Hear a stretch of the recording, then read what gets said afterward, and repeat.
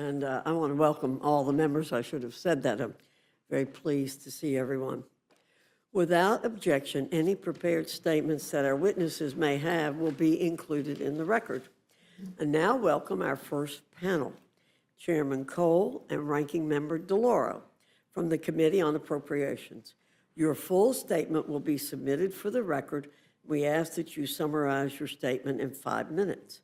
Chairman Cole, I welcome your testimony and welcome you back to the Rules Committee. Thank you very much, Madam Chairman. Chairwoman Fox, Ranking Member McGovern, and esteemed members of the Rules Committee, I thank you for your warm welcome and your kind invitation to testify today. As members of this committee are all too painfully aware, for the last 6 weeks, the federal government has been shut down. Millions of workers have gone unpaid. Air traffic control functions have slowed to a near halt. SNAP benefits expired, forcing millions of Americans to either find assistance from food banks or else go hungry. Seniors saw telepath resources suspended, and Head Start education programs for children have been closing. These are just a few of the examples of the harm being inflicted on our nation, yet it didn't have to be this way. Nearly 2 months ago, the House passed a continuing resolution that would have kept the government open and operating.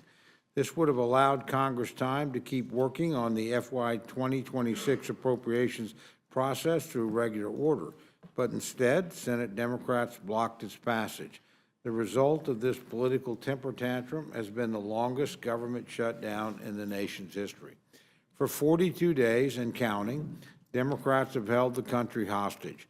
Make no mistake, all the pain, all the suffering, and all the difficulty Americans have endured in these past 6 weeks could have and should have been avoided. Instead, the hardship and damage caused by an intentional choice made by Democratic leadership. Minority leaders Hakeem Jeffries and Chuck Schumer led their caucus to shut down the government. And for 42 days, the American people have borne the brunt of that decision and have been mere pawns at the partisan hands of the Democrats. At long last, reason has prevailed, and the measure before us will finally end this pointless shutdown. Today's bill will not only reopen the government, but it will also move the FY 2026 appropriations process forward, representing a return to regular order. This legislation includes 3 bipartisan, bicameral, full-year appropriations measures covering the military, construction, and veterans affairs, legislative branch, and agriculture, rural development, and food and drug administration divisions. These 3 bills have been negotiated between the 2 chambers and reflect a final, full, and bipartisan agreement. With passage of these 3 divisions, we will have full-year funding in place for many of our most crucial programs. Military construction needs will be met for a full year, as will medical programs for our nation's veterans. The legislative branch will be fully funded, including critical funding enhancements for the Capitol Police and for member security. The Department of Agriculture and Food and Drug Administration will also be fully funded, as will the WIC program to ensure that pregnant women and young children will get the food and nutrition they need to survive and to thrive. Importantly, the agreement encompasses community project funding in both the military construction and agriculture divisions, reflecting Congress's clear control over the power of the purse. Inclusion of these projects was a high priority for the Appropriations Committee, and it accomplishes this goal while holding the line on overall spending levels. We also break Senator Schumer's beloved end-of-the-year holiday omnibus habit. No more 1,000-page spending behemoths at midnight. Republicans have restored an open, line-by-line process. As we continue to make strong progress on full-year FY 26 bills, we've included a continuing resolution to fund the remainder of the government through January 30th, 2026. This extension supports our ongoing work on this front, especially given the time lost during the Democratic shutdown. The simplest truth today is this: reopening the government will put an end to the chaos Democratic leadership has inflicted on Americans. It will also ensure that SNAP funds are made available to ensure that no American goes hungry. It will reestablish control of the skies, keeping our nation's air traffic moving during the holiday season. It will pay federal workers and American military personnel, and it will ensure that the government can continue to provide critical services for our constituents like roads, parks, child care, water projects, infrastructure improvements, scientific research, job training, and countless others. I look forward to continuing the FY 2026 appropriation process in the coming weeks, and I hope that having seen the consequences of this historic shutdown on the American people, it's not a political stunt that will be repeated in the future. I thank each of you for your time, and I look forward to your questions. Thank you, Mr. Chairman. Ranking Member DeLauro, you're recognized. Thank you so much. Thank you, Chairwoman Fox, Ranking Member McGovern, members of the committee. I really appreciate the opportunity to testify today. I'm so glad to be here alongside my fellow appropriator, Chairman Cole, whose partnership I appreciate it. If I can just say, first of all, welcome back. And one point about the shutdown. It's been several months where Democratic leadership has called for an opportunity to sit down, whether it has been with the House and Senate leadership or with the President of the United States, where there was just that one meeting. He reneged on the first meeting that he was involved, so that we could sort out a bipartisan agreement in trying to move forward. And that the offer was there to meet anytime, any place, anywhere, so that we could really try to move forward. As I said, rebuked at every turn. And so the shutdown stands firmly in the process of the president, who rather shut down the government rather than negotiate. I'll just give you two quotes, and you can check on the quotes. He first said, it's a waste of time to meet with Leader Jeffries and Leader Schumer. The second thing he said, and he admonished his Republican colleagues and said, you need to jam the Republican continuing resolution down the throats of Democrats. I don't make it up. Those are his words. Anyway, I want to talk about why I oppose this bill. I oppose this bill because it does nothing to address the Republican health care crisis that will send costs skyrocketing for more than 20 million Americans in a matter of weeks. No, nothing has changed since yesterday's Senate vote. Healthcare costs are still poised to double or even triple for some folks practically overnight, worsening the cost of living crisis manufactured by President Trump. There is no restoration of premium subsidies, the tax credits. This bill is an empty promise, as is the promise for a vote in the Senate, and as the Speaker said, no guarantee of a vote on premium subsidies in the House.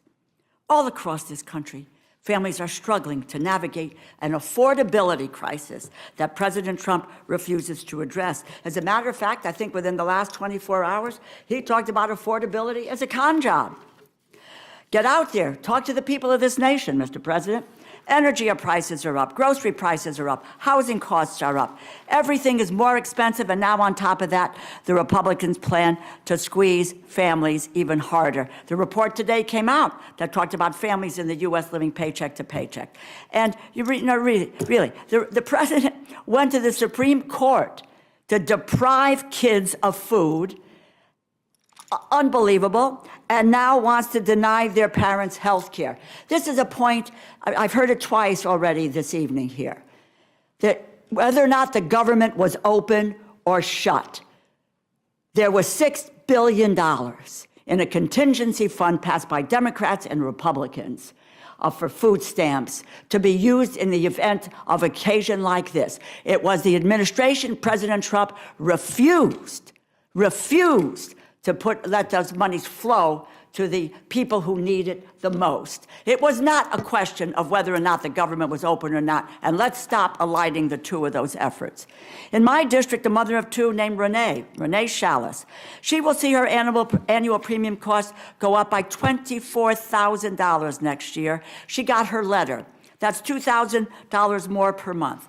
On top of caring for her 2 children, she is primary caregiver for the children's father, a brain cancer survivor who is physically and mentally unable to work. She is working tirelessly to do the right thing by her family, but she's already stretched thin. She literally cannot afford this. I just read you a couple of headlines from the Connecticut Press, New Haven Register. How much more can we cut back? Connecticut families brace for soaring health insurance premiums. The Connecticut Public Mirror, for middle-income Connecticut residents, sticker shock looms with ACA health subsidy set to disappear. Channel 3, Connecticut, Richfield couple faces tripling health care costs as cancer survivor needs continued care. That is a reality. And Renee's story is not an outlier. This is going to make life significantly harder for people all across this country, in every state, and yes, in every district. There are some 24 million Americans who get their health insurance through the Affordable Care Act. The Republican plan puts us on a path to destroying the Affordable Care Act, which, quite frankly, they have been trying to do unsuccessfully for 15 years now. Some of you may not think that health care is related to this continuing resolution, and I beg to differ. Take a look at the authorizing titles in the continuing resolution. There are more than 50 pages worth just dealing with health care. We can solve this problem in this bill if we choose to. And isn't the continuing resolution in the jurisdiction of the Appropriations Committee? You know, the entire House was marginalized in this process. Senate Republicans abruptly called off talks in the middle of negotiations, made their own bills public before reaching an agreement with all 4 corners, unprecedented in the modern era. And yet, they made the House constitutionally impotent in moving forward.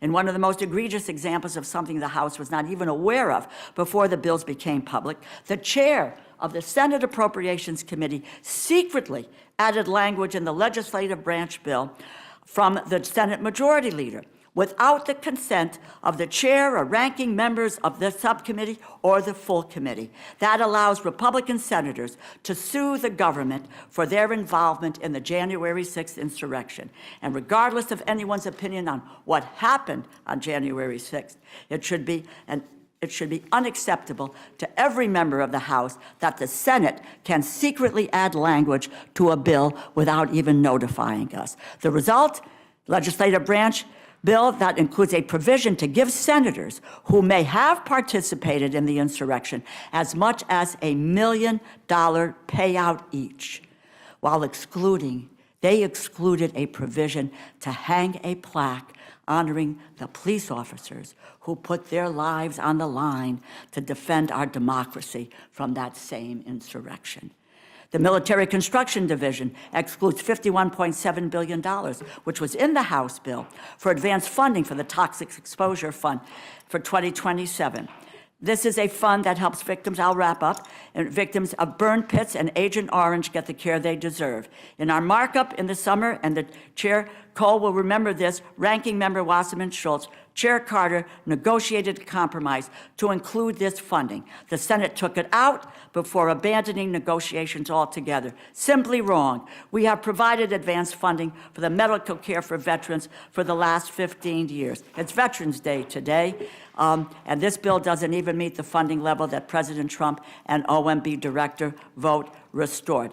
Reason why we're here, I have one last point to make.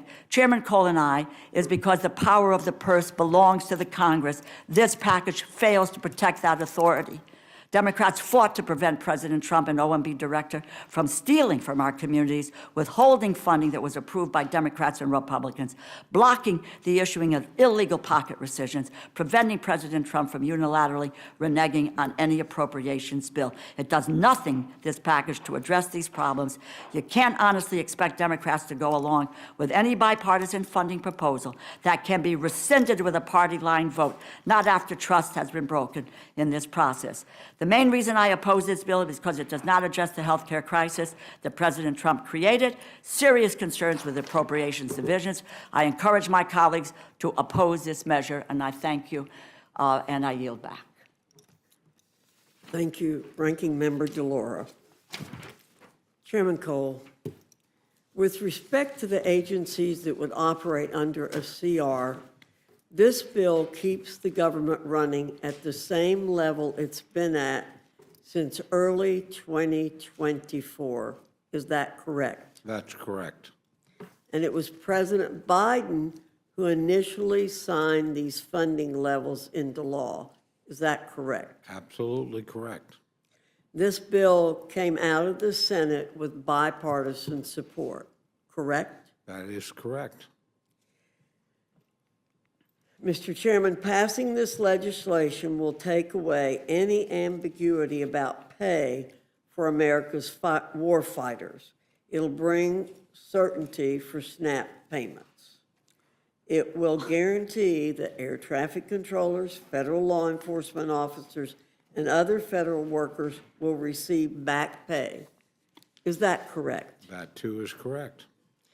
And there's no other solution on the table that has the bipartisan backing of the Senate. Is that correct? That's correct, Madam Chair. So voting against this bill would be a vote to continue that uncertainty to our military SNAP recipients and federal workers. Is that not the case? That is indeed the case. One more question. I have been astonished to hear our colleagues say that this Republican health care crisis was manufactured by President Trump.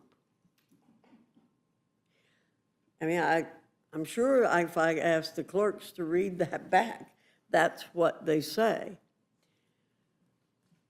Would you refresh our memory as to what created the Affordable Care Act and how did we get here as a result of what happened during COVID?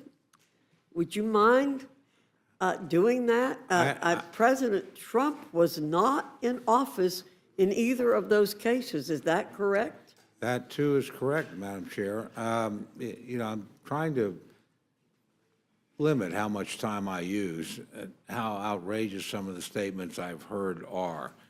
The reality is, goes back to a fundamental defect in Obamacare itself, which is constantly, the Affordable Care Act has made health care unaffordable. It's been doing it for 15 years. The basic subsidies are in law. Our friends on the other side during COVID decided we've got a crisis underway. We're going to add a subsidy on top of a subsidy. The subsidy to what was called the Affordable Care Act, which was never affordable because we taxpayers who pay for our own insurance were subsidizing, correct? That is absolutely correct. So again, it's a subsidy on top of a subsidy. Our friends added it during COVID. COVID is over. They set a date certain that the subsidies would run out. They chose the date. And the date certain was? December 31st of this year. So they chose that date. By the way, they did it without any Republican votes, without any consideration of reforms, without any effort to hold down the price. I mean, they literally are the big insurance companies' best friends. They funneled hundreds of billions of dollars into these things. But again, this is their legislation. They wrote it.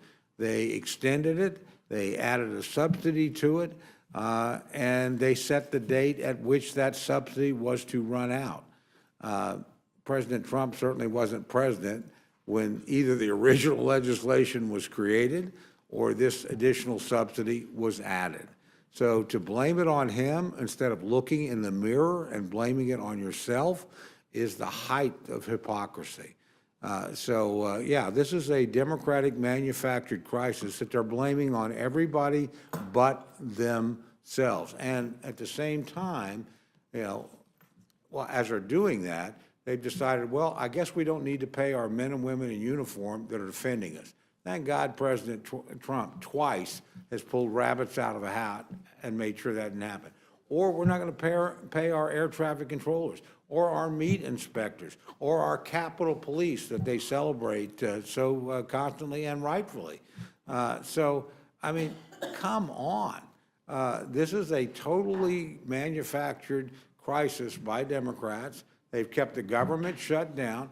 Finally, in the United States Senate, 8 pretty courageous people said, I'm not going to be part of this charade anymore. I'm going to vote to open the government. We can negotiate on these other issues. Majority Leader Thune, our own speaker, made it clear we're willing to do it. We're not going to, by the way, sign off on something that has been an utter disaster. And what the Democrats basically have asked for here is like $1.5 trillion over 10 years in exchange for a 4 or 7 week CR, or now one that will go a little bit longer since they've wasted most of the time. So, I mean, we shouldn't have any doubt about who created the crisis, who's perpetuating the crisis, and who's trying to capitalize on it politically. So I hope that answers your question. That answers my question very well. Thank you, Mr. Chairman. Mr. McGovern, you're recognized. Yeah, so I just, you just made me think of something, Madam Chair. You said that this is merely an extension of the January 2024 spending bill, that basically it's the same, everything's the same. I think that's what you, and the chairman just agreed with that. Does that mean that all the federal workers that were fired have been put back to work? And this, under this bill, yeah, people that, you know, were let go or rifted. And by the way, from the beginning of the you year, created, my friend, the crisis that caused that to happen. So I just want to know whether all the people that were fired from the beginning of the year are put back to work, whether or not the cuts in the consumer there are provisions If I can made finish to my question. rehire people, but again, let's be clear about who's McGovern, put please let people out him of answer. work. I can't get my question out, so I will let him answer if he lets me ask the question. I thought I did. I apologize if I did not. I want to know whether or not the cuts to the Consumer Financial Protection Bureau are restated, or the cuts to NIH, or, I mean, I go right down, all the Doge cuts. I mean, have they been put The back? provisions that Democrats asked for in terms of firing in the Senate are in the bill. No, well, that's not what this, that's not my question. And look, if you want to be against the bill, that's No, perfectly no, fine. The chairwoman just said that basically this is the same as all the funding that we voted for in January of 2024. I'm just asking you, the stuff that we voted for in January 2024, some of it is no longer there. And some of it, I think, has been illegally cut by the president. Ms. DeLauro, do you want to give me a straight answer to that question? Absolutely. This is really quite remarkable. Since January until now, and the number may have gone up, over 220,000 federal employees have been let go. They have, most of them let go, some who took a buyout.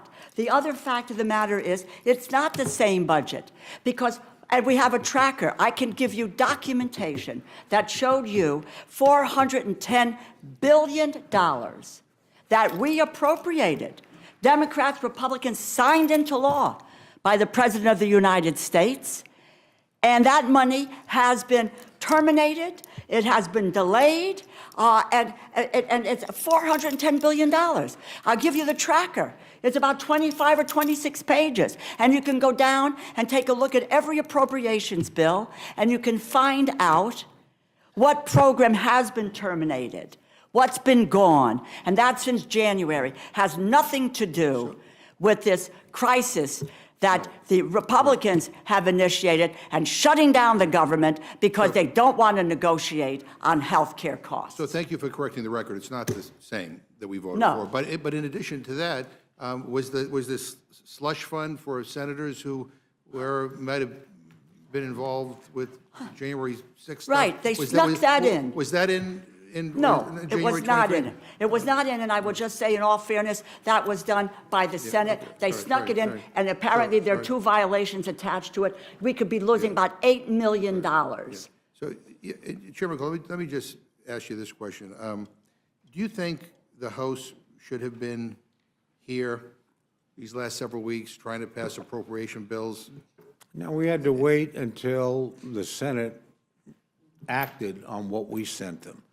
Right, It but took the Senate a long time, largely because our Democratic friends used the filibuster, which they claim they opposed, to force us to get to 60 votes. Well, We no, finally did, or they finally did in the Senate. So, no, there wasn't much for us to We do have 9 until more they. bills, don't we? Can I finish my Yeah. answer? There wasn't anything for us to do until the Senate acted. And the only reason it didn't act more quickly, under their own rules, the filibuster requires them to get to 60. The Democrats withheld their votes. So, I mean, it's Democrats that have kept us out of session. We sent this over in plenty of time. It's not like it was a last-minute emergency thing. I think as the chairwoman pointed out, we passed this on September the 19th, well ahead of the time, sent it to them, and they couldn't get anything done. How many They couldn't get appropriate- anything done how because many no appropriation Democrats bills do we- would cooperate. How many I'm more sorry. appropriation bills do we have to pass in the House? We have passed every one out of committee. Right. We have passed over 60% of the funding across the floor. We asked to have additional time. That time has largely been wasted. You know, in this bill, actually passed 3 bills across the floor, if we're able to do that later this week. So we were making actually pretty good progress. The difference is, my friends on the other side, in the Senate and here, decided they would add things to appropriations that are not in our jurisdiction or our expertise. Look, we don't deal with Medicaid. That was actually done in the big, beautiful bill. We don't deal with that in Appropriations Committee. We do not deal with subsidies for Obamacare. They're not within our jurisdiction. So you Right. added things that were We're talking unconnected. about two different things. Can I finish my answer? You were With the added things filibuster. that were unconnected to appropriations, and then were shocked when they weren't dealt with in appropriations bill. They belong somewhere else. It's my understanding, both the Speaker and the Majority Leader, and frankly, the President, have said, we'll negotiate with you when you reopen the government, but we're not going to sit here and negotiate after you shut down the government and threaten us. Nobody does that. You didn't do that Mr. when these Laura, maybe you roles can were answer the Let me question. for me. just say that- How many appropriation bills? have 9 we- are left to go. have we- 9 are left to go. We Nine. We have could have done passed them every during. Well, they are in one- the committee, Can but they I haven't been to finish the my floor. Answer just asking a without question. any interruption. We've You passed just every interrupted one her. across the out of committee. We've passed 3 across the floor. They collectively add up to over 60% spending. By the way, a far better record than the Democrats in the Senate had last year when they were in control. They didn't pass a single appropriations bill out. So, yeah, we're moving Well, pretty listen, we well. have 9 bills to go. Let me just ask. We have the que- nine, The question, I just want to make sure, the question I asked that doesn't get answered is, how many do we have left to do on We the have floor? 9 bills to And do could we across ha- the floor I'm that talking to Mr. that are Laura. about 40% of federal spending. Madam Chair, I mean, I'm asking Mr. Laura a question, and we can't. Oh, I'm sorry. I thought that was no. directed to me. I guess, apologize. Yeah, and I just want to know, the question I asked Mr. Cole, which he didn't want to answer, but I'll ask you, couldn't we have been doing stuff on the floor these Absolutely. last 8 weeks? Absolutely. Right. There has been so much wasted time, even in the process of the appropriations bills. And we did pass them in committee.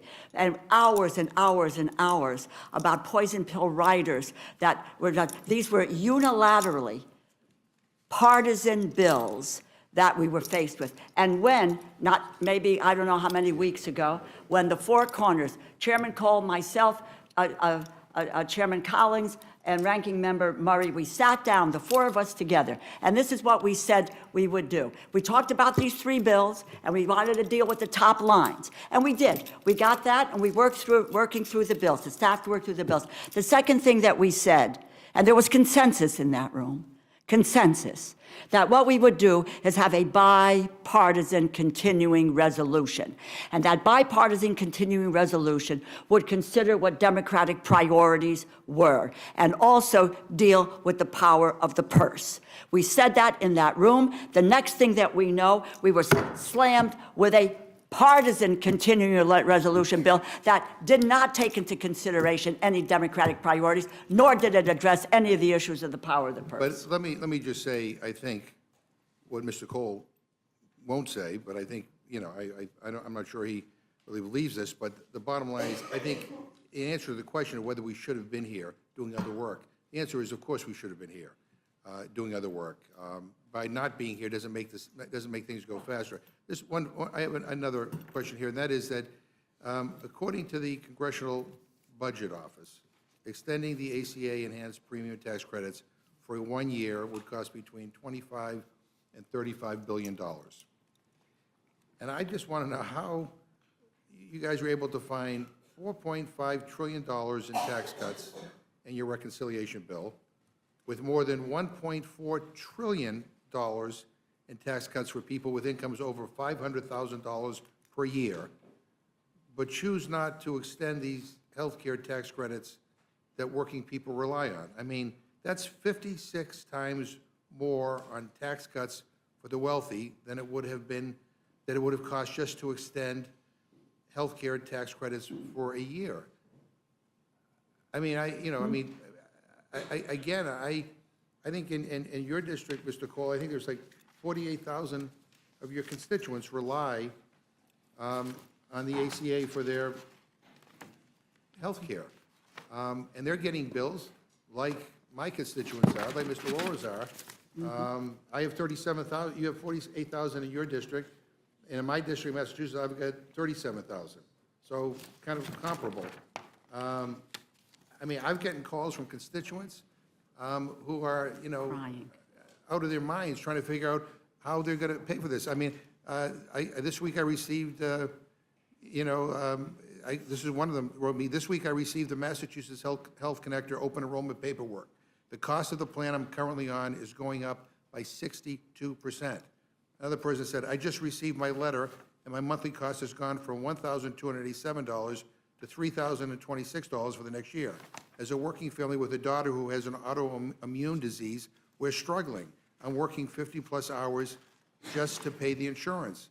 Another person, if I continue on the same plan I am on now, it will be 2.5 times more and be unaffordable.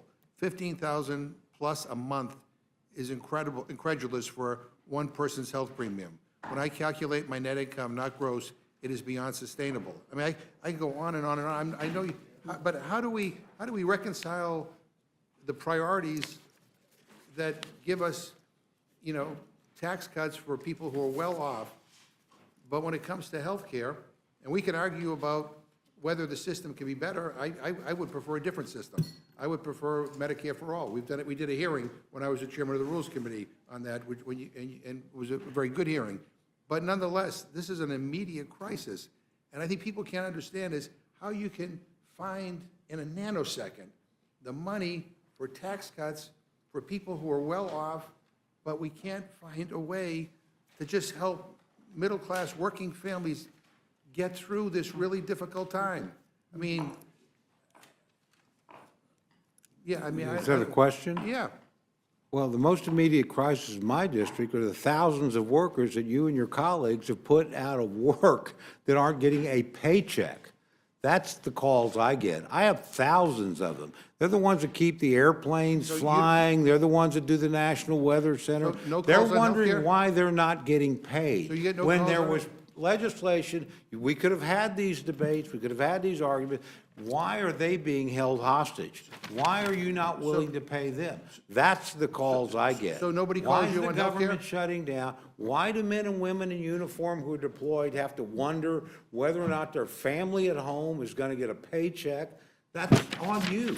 Look, this is the stuff you said you would never do. So the 48,000 We would never shut down the government. We would never do So that. of- That's exactly what of the you've fo- done. so of the So you're 48 putting thousands of people out of work. of the The 48,000 health care issue you're No- talking about no- is a subsidy that you passed on your own, on top of other subsidies. You said was COVID-related. You said it would run out. We've said, okay, let's sit down and talk about fundamental changes here.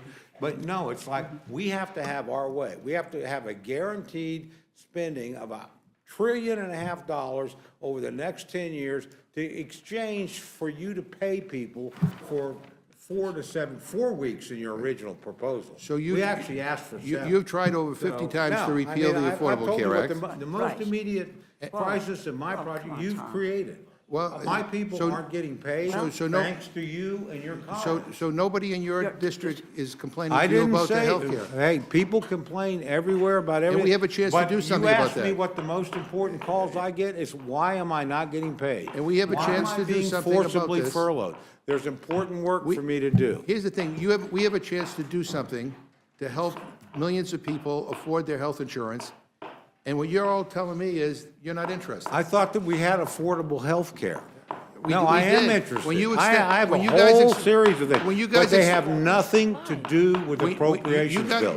They have nothing to do with the work of my committee. We You- do not do that at you my all- committee. You all extended. But you're you all willing to voted hijack our You all committee. voted to extend tax cuts for millionaires and billions, make them permanent, but you could not extend these you got? for people.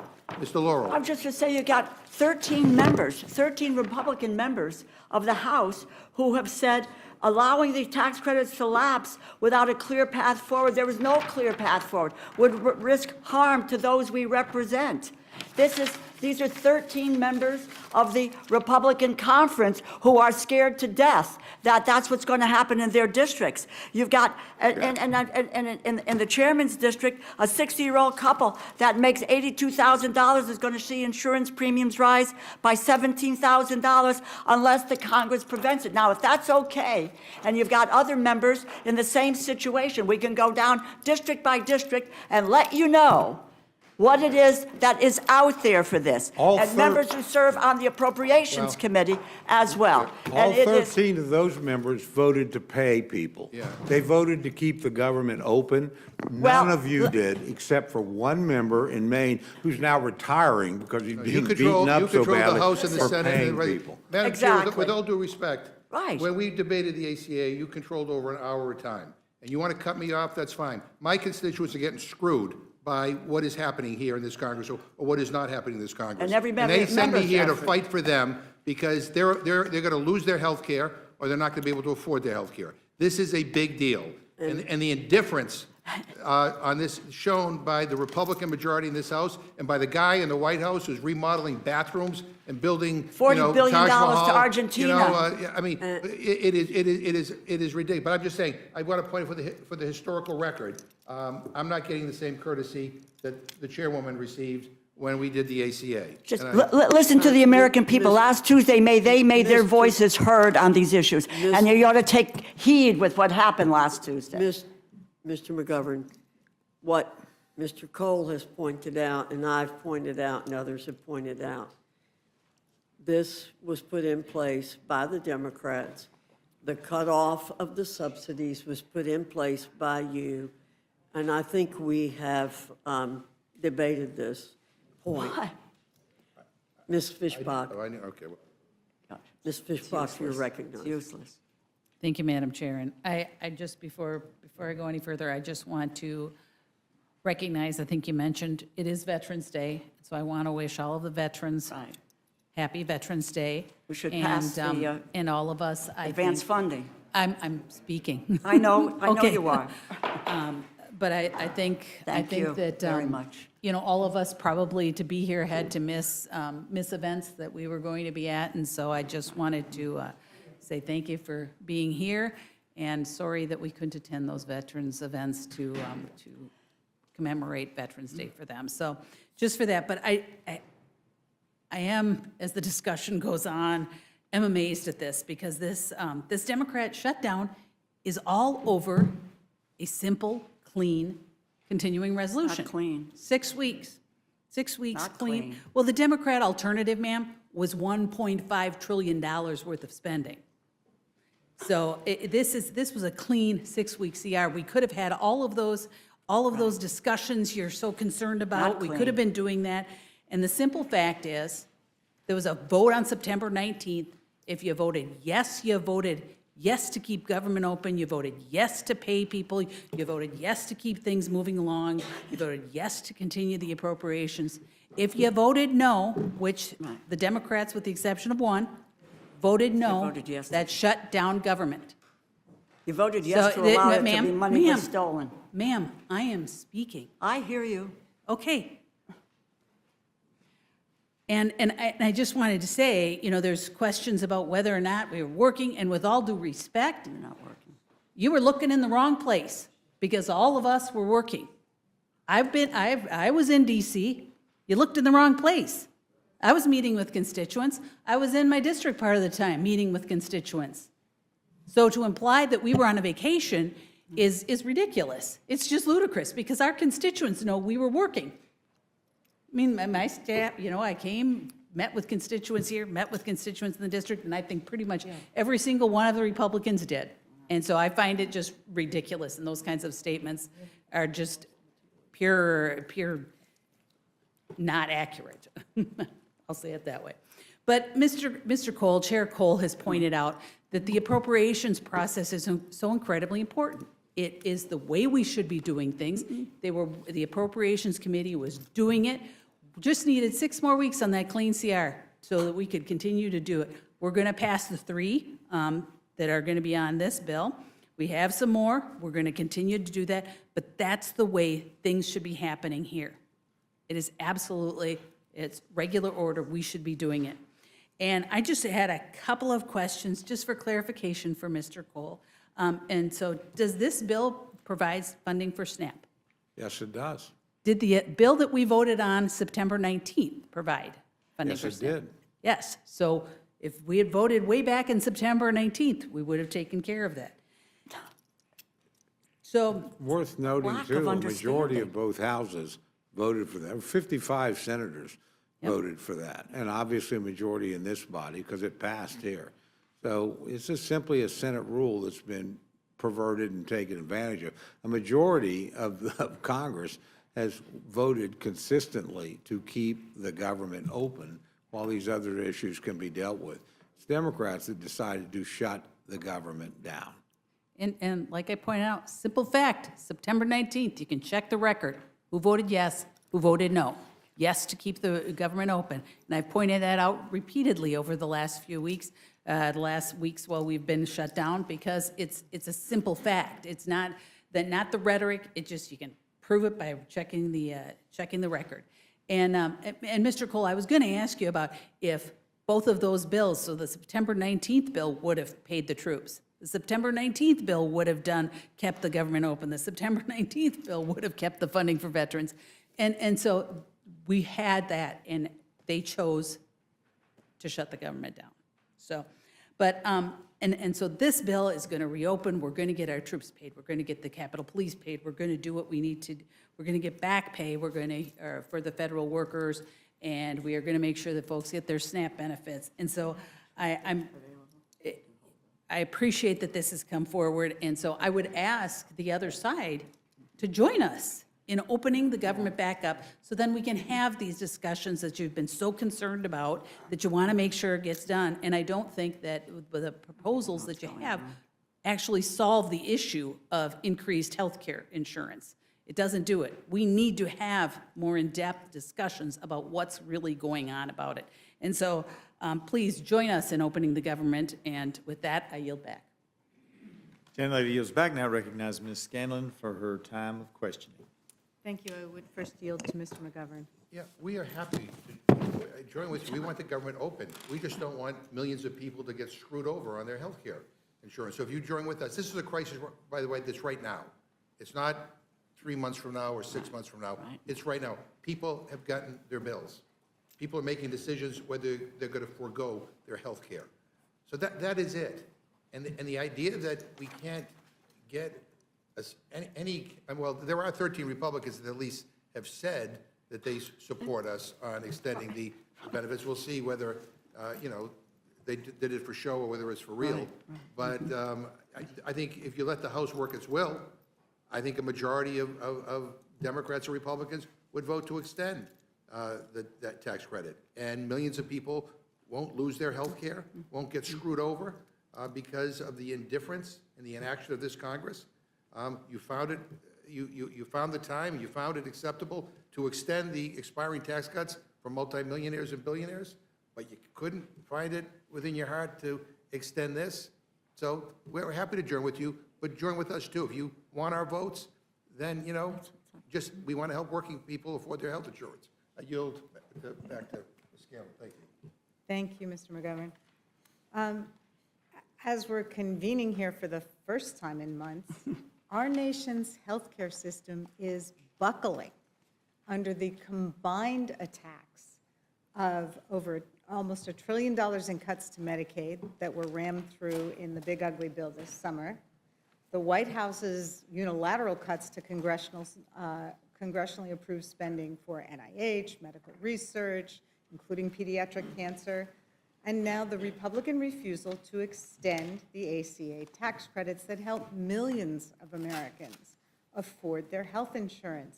And they're already seeing these health insurance premiums go up. As Mr. McGovern said, this is not something that can wait because families are enrolling now for next year. And the Republicans have refused to address this issue all year, not just since the shutdown occurred.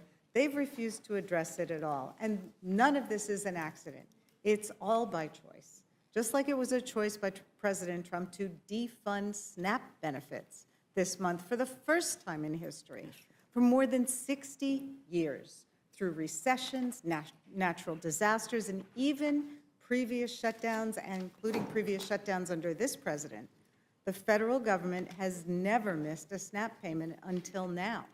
And why? Because President Trump and congressional Republicans will pick their billionaire buddies over American families every damn time. So once again, with this bill, they're choosing to let health care premiums skyrocket and causing families to lose coverage. Look, there have been 2 big tax provisions set to expire this year, and they've taken up a lot of attention. One was tax cuts for billionaires, and the second was tax credits for American families. This summer, Speaker Johnson called us back to D.C. when we were supposed to be home for the 4th of July weekend because it was an emergency to pass this big, ugly bill which extended tax cuts for billionaires. But when it came time to extend tax credits for millions of Americans to help them afford health care, Speaker Johnson sent the House home for almost 2 months. And he won't commit to having a vote on those health care credits even after the government reopens. And again, that's a choice. For the last 42 days, while the Speaker has made clear that he has no interest in negotiating with Democrats to produce a bill capable of passing both houses, his job isn't just one house. It has to be able to pass both houses. While he's been refusing to do anything, the White House has been working overtime to use the shutdown to inflict as much pain as possible on the American people, particularly the most vulnerable of our neighbors. And again, that's a choice. The White House chose to try to fire more than 4,000 federal workers. That's a choice. The White House has threatened to withhold back pay to federal workers despite a 2019 bill that would prevent that. That's a choice. This White House chose to withhold SNAP benefits for 42 million Americans. It has pressured states not to advance those benefits. It has threatened grocers with penalties if they offer discounts to struggling SNAP beneficiaries. It has defied court orders to fund SNAP benefits, and it has appealed every one of those decisions every step of the way. Those are all choices, and again, never before has an administration blocked SNAP benefits. They have always tried to make sure those go out because the funding, in fact, is available. But this is what happens when governing becomes a game. And games are exactly what this Trump administration has played with SNAP and with the American people during the shutdown. Millions of families have spent a couple weeks struggling to feed their kids because of this White House's deliberate choices. The human cost of this Republican shutdown and this budget proposal are staggering. And behind every number are kids and veterans and seniors all across America who are going to pay for these choices. Ranking Member DeLauro, I had a couple questions for you. First of all, just to go back, the chair and Mr. Cole have said that this CR funds the federal government at the same levels as during the Biden administration. Does that mean that it fully funds the Consumer Protection Finance Bureau? No, it doesn't. It doesn't go back to USAID. Okay. I can go chapter and verse on programs that are not there. $410 billion terminated, delayed. Okay, so it doesn't fund the No, Department of it's not. Education? No. No, and it doesn't fund USAID? You got it. And it doesn't fund the Corporation for Public Broadcasting? No way. And it doesn't fund all those NIH research grants that have been cut? But cut, absolutely Okay. cut. How about the CDC, the- FDA, Okay. a whole 9 so yards. it is not the same bill? no. And they have allowed for the president and for Russ vote an unelected bureaucrat to really steal appropriated funds, and the CR does nothing about that. It gives them carte blanche to continue to do the same thing, which anybody who serves on an appropriations committee, quite frankly, needs to understand what role we have. Well, That is our role. And if the president wants to take it away from us, we need to fight like hell to make sure that they're done. Any president. some would say that is something else that Congress could have been doing over the last 2 months, is protecting its right to allocate funding. With respect to the SNAP benefits,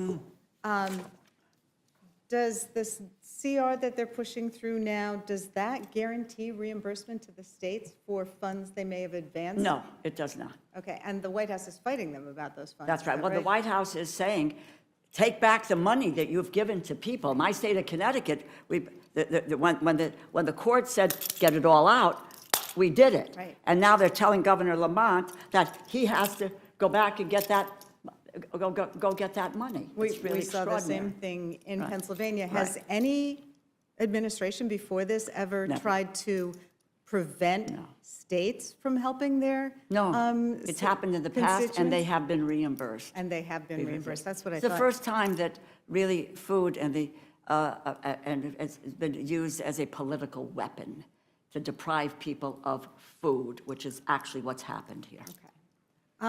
Would the bill under consideration here, would it make SNAP payments mandatory in the future? No, well, in the agriculture bill, let me just take 1 second to explain. We passed the last go-round where we had money for SNAP, which is mandatory funding.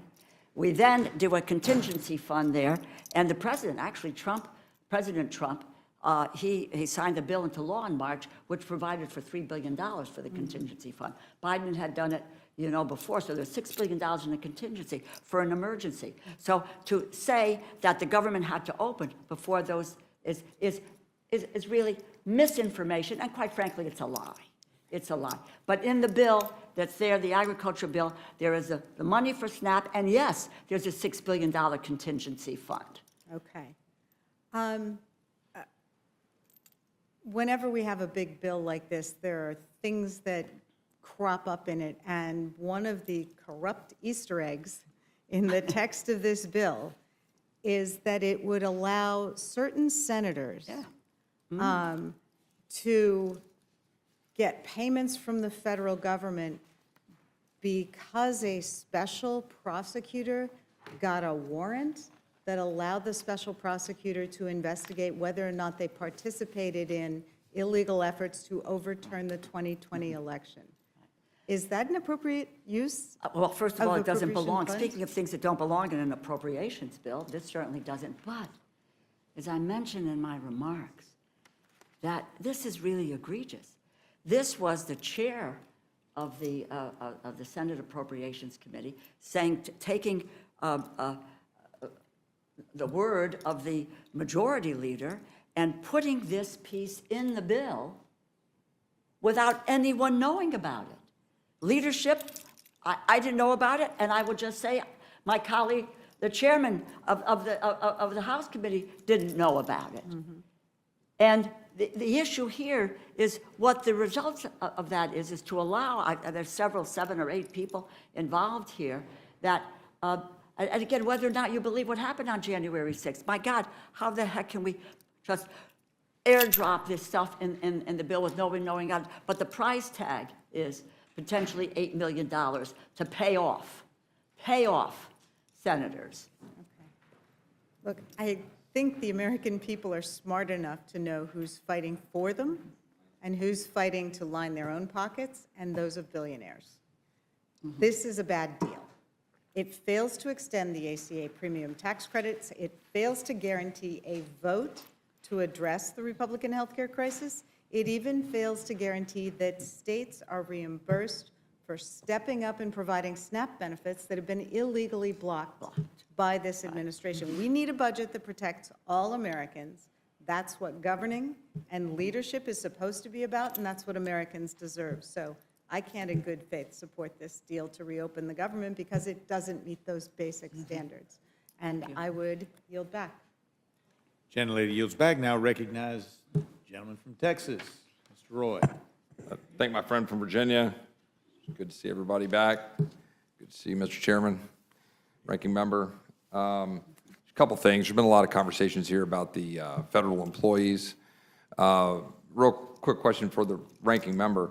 How many employees would depart through attrition, whether it was under Biden or President Trump? Yeah, well, overall, we've got, that's almost, I think it's now over 220,000 federal employees that were either fired, some took the voluntary buyout, which maybe is what you're talking about with the attrition piece, but over 220,000 federal employees. That started in January. It has nothing to do with a government shutting down and people furloughed, et cetera. These people were gone in a nanosecond here. So question to Mr. Chairman, and what I was getting at here is, for whatever the numbers are, 220,000 or variants, Mr. Chairman, would you agree that a very large number of those go every year by attrition, say over 100,000, that there was in fact this deferred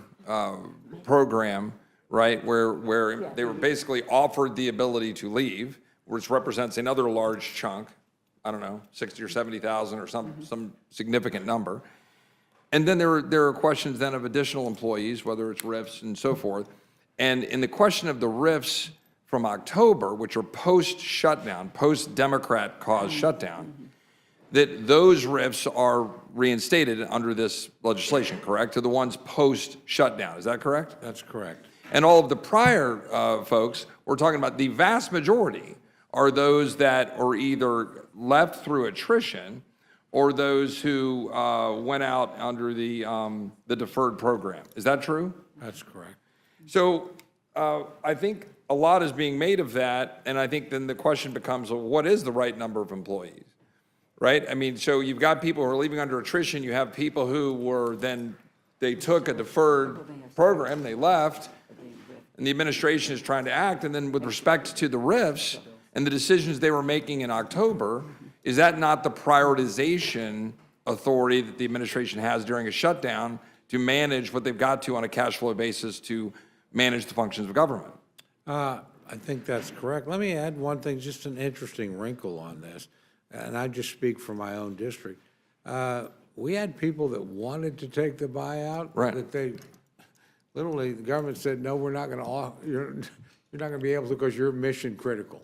I mean, over 1,000 at Tinker Air Force Base wanted to take the buyout, but they were too important to keeping bombers in the air, tankers in the air, AWACS in the air.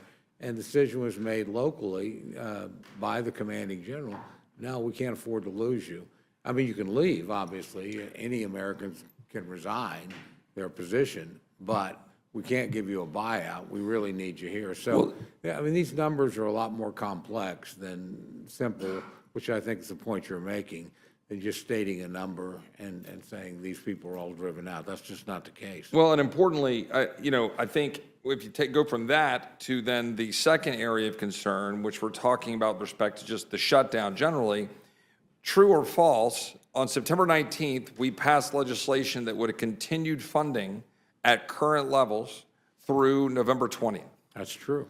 And on October 1st, the government entered shutdown because the Senate, by virtue of decisions by Senate Democrats, refused to take up and pass that bill, which undeniably would have continued to fund government at the current level beginning October 1 through November 20th. And instead, we entered a shutdown. That's correct, although I always think it's important to note 55 senators, majority of the Senate, Correct. did actually vote to keep the government open. And so important for the American people to understand that was a choice. And so I think when we talk about a shutdown, the question is why? Why? Why do it? Because here we are, and we've got legislation in front of us that Democrats have now supported in the Senate that return us effectively to the status quo ante, where we're going to have government funded out to another now date certain, now extended into January, because we're now into November, so we had to extend the date. We managed to move 3 appropriations bills through some degree of regular order, 3 bills in the House and the Senate.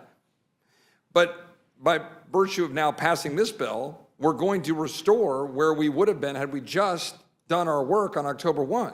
So the question is, what was the last 45 days all about? Could it have been potentially the intervening political elections? Could that possibly have been the cynical motivations of the, not right now, I won't. I was going Could to it- ask you a question. Could it have possibly been the cynical motivations of my colleagues on the other side of the aisle?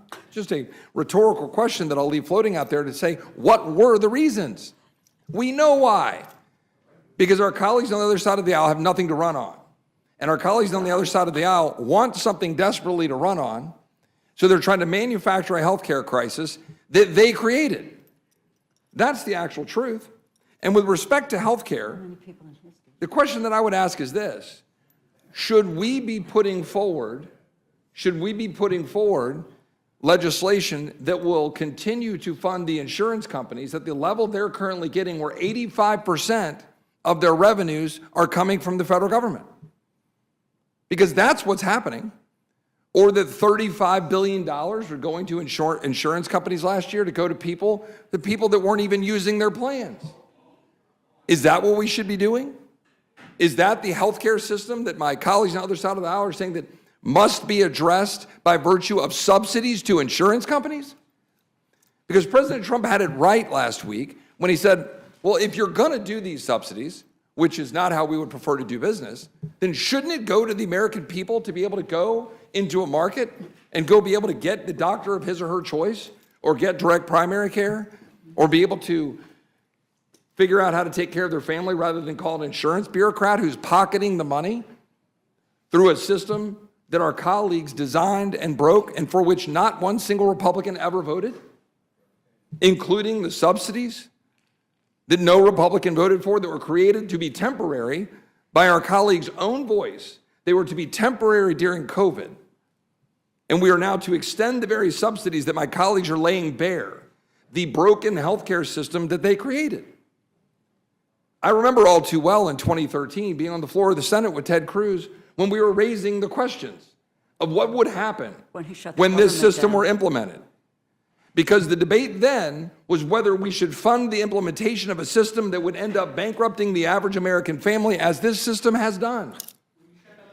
What I'm talking about is the reason. I'm talking about the reason that one would go to the Senate floor and say, maybe we shouldn't do the very thing that right now is causing the American people pain. 15 years. Because we talk about the constituents who are having pain. Yeah. How about my constituent who died last year, who couldn't go to MD Anderson because Obamacare doesn't cover it? Is that coverage? Is that the kind of healthcare system that people deserve?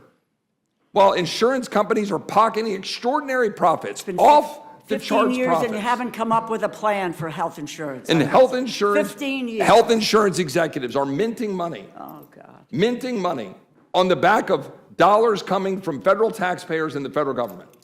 And then our colleagues on the other side of the aisle have the temerity to come here and complain about the system they broke.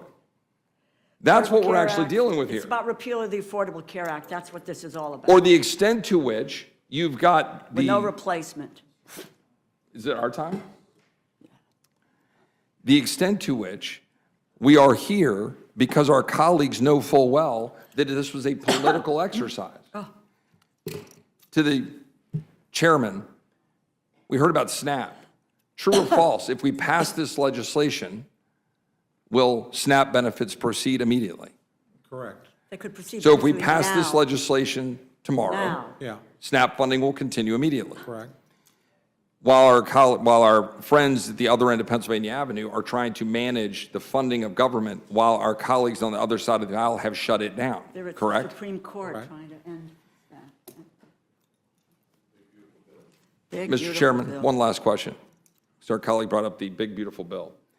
When we created and set out the big, beautiful bill, and we put into it components to deal with border security and defense, where we had $150 billion for each in that legislation, was that not beneficial for the executive branch to manage through such a moment as this, where our colleagues have shut down the government and they've now had additional flexibility with respect to dollars? Not all, it's not appropriations, I realize that, but they had additional flexibility to manage through it so that we could continue to secure the border and secure to defend the nation? I wouldn't presume to speak for the administration, but that would be my opinion, that has given them the ability to make sure that we've been able to pay our troops twice, which would not have happened had they not had that flexibility and the president not made some tough decisions. So, yeah, I point out, I know everybody here is concerned about SNAP and WIC, and the president directed additional resources into those programs to the extent that he could during a government shutdown. So, I mean, the president's done everything he can to mitigate, I think, what our colleagues on the other side of the aisle have done. They haven't been able to do it in the House. I do stress this is a Senate deal. It's been the minority position in both chambers. But I appreciate what the administration's done to try and make sure the people that needed help got it, the people that deserved to get paid did get paid insofar as they could do it. But, yeah, again, they can't do it indefinitely, and they can't do it for everyone. Mr. Roy? I think, Chairman, one last point that I want for the record. The Obamacare 2026 premiums, there's a great report that puts out that shows that only 3.3% of those premiums are affected at all by the COVID credits, that 97% of the premiums in 2026 will continue to flow as normal, and I'd like to insert that in the record. Thank you. Mr. Yield Roy? back. Thank you, Mr. Mr. Roy. Roy. Mr. Neguse, you're recognized. Thank you, Madam Chair. Good to see you. I just have to start.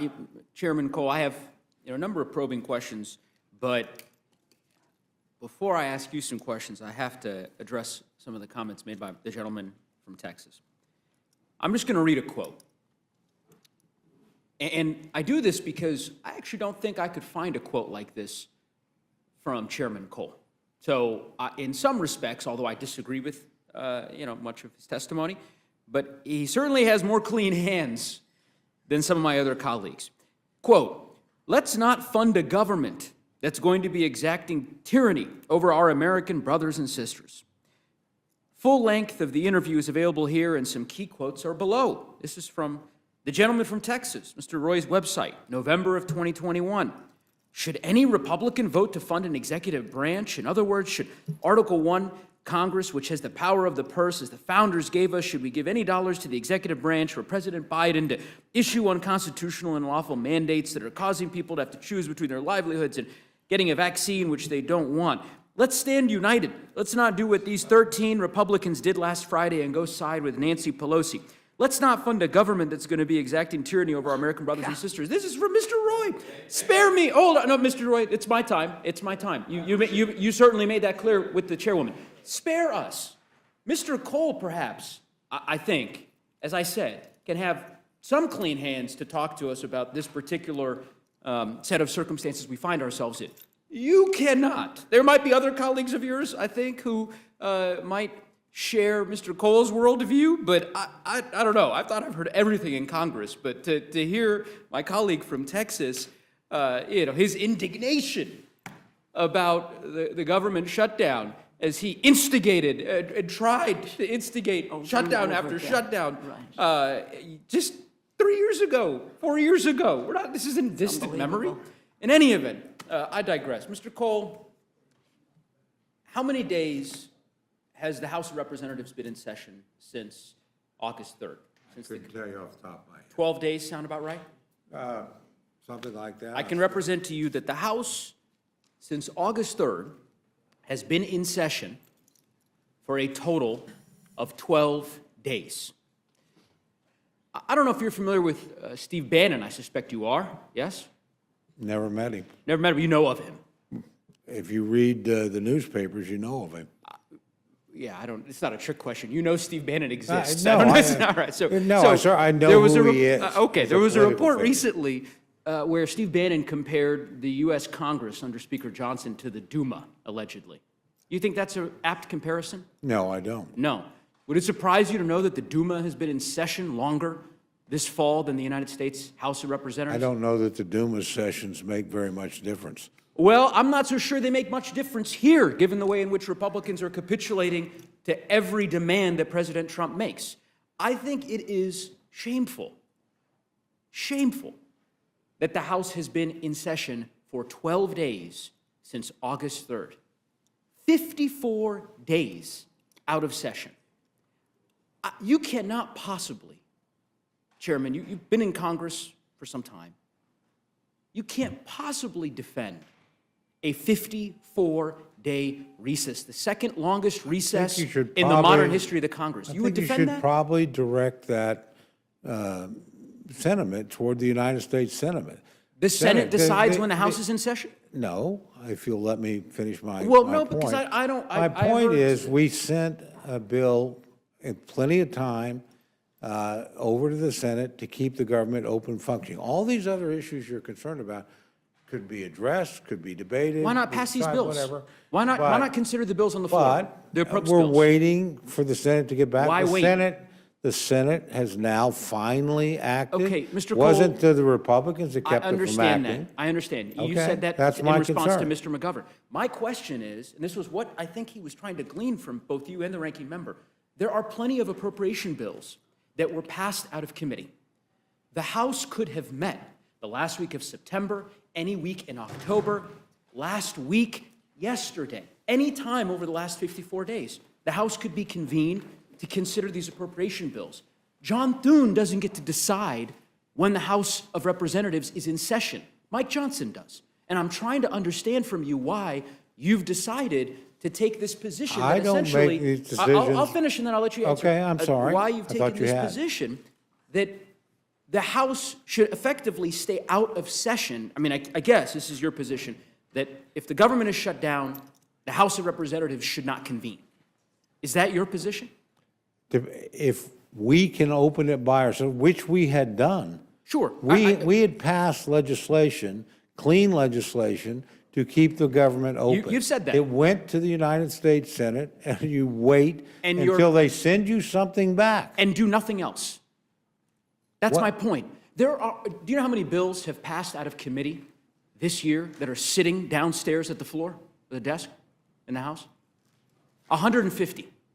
150 bills that have passed. Many of your colleagues here on the Republican side of the aisle, they have passed bills out of committee, along with bills that I've passed on veterans' health care, on issues of foreign policy, you name it.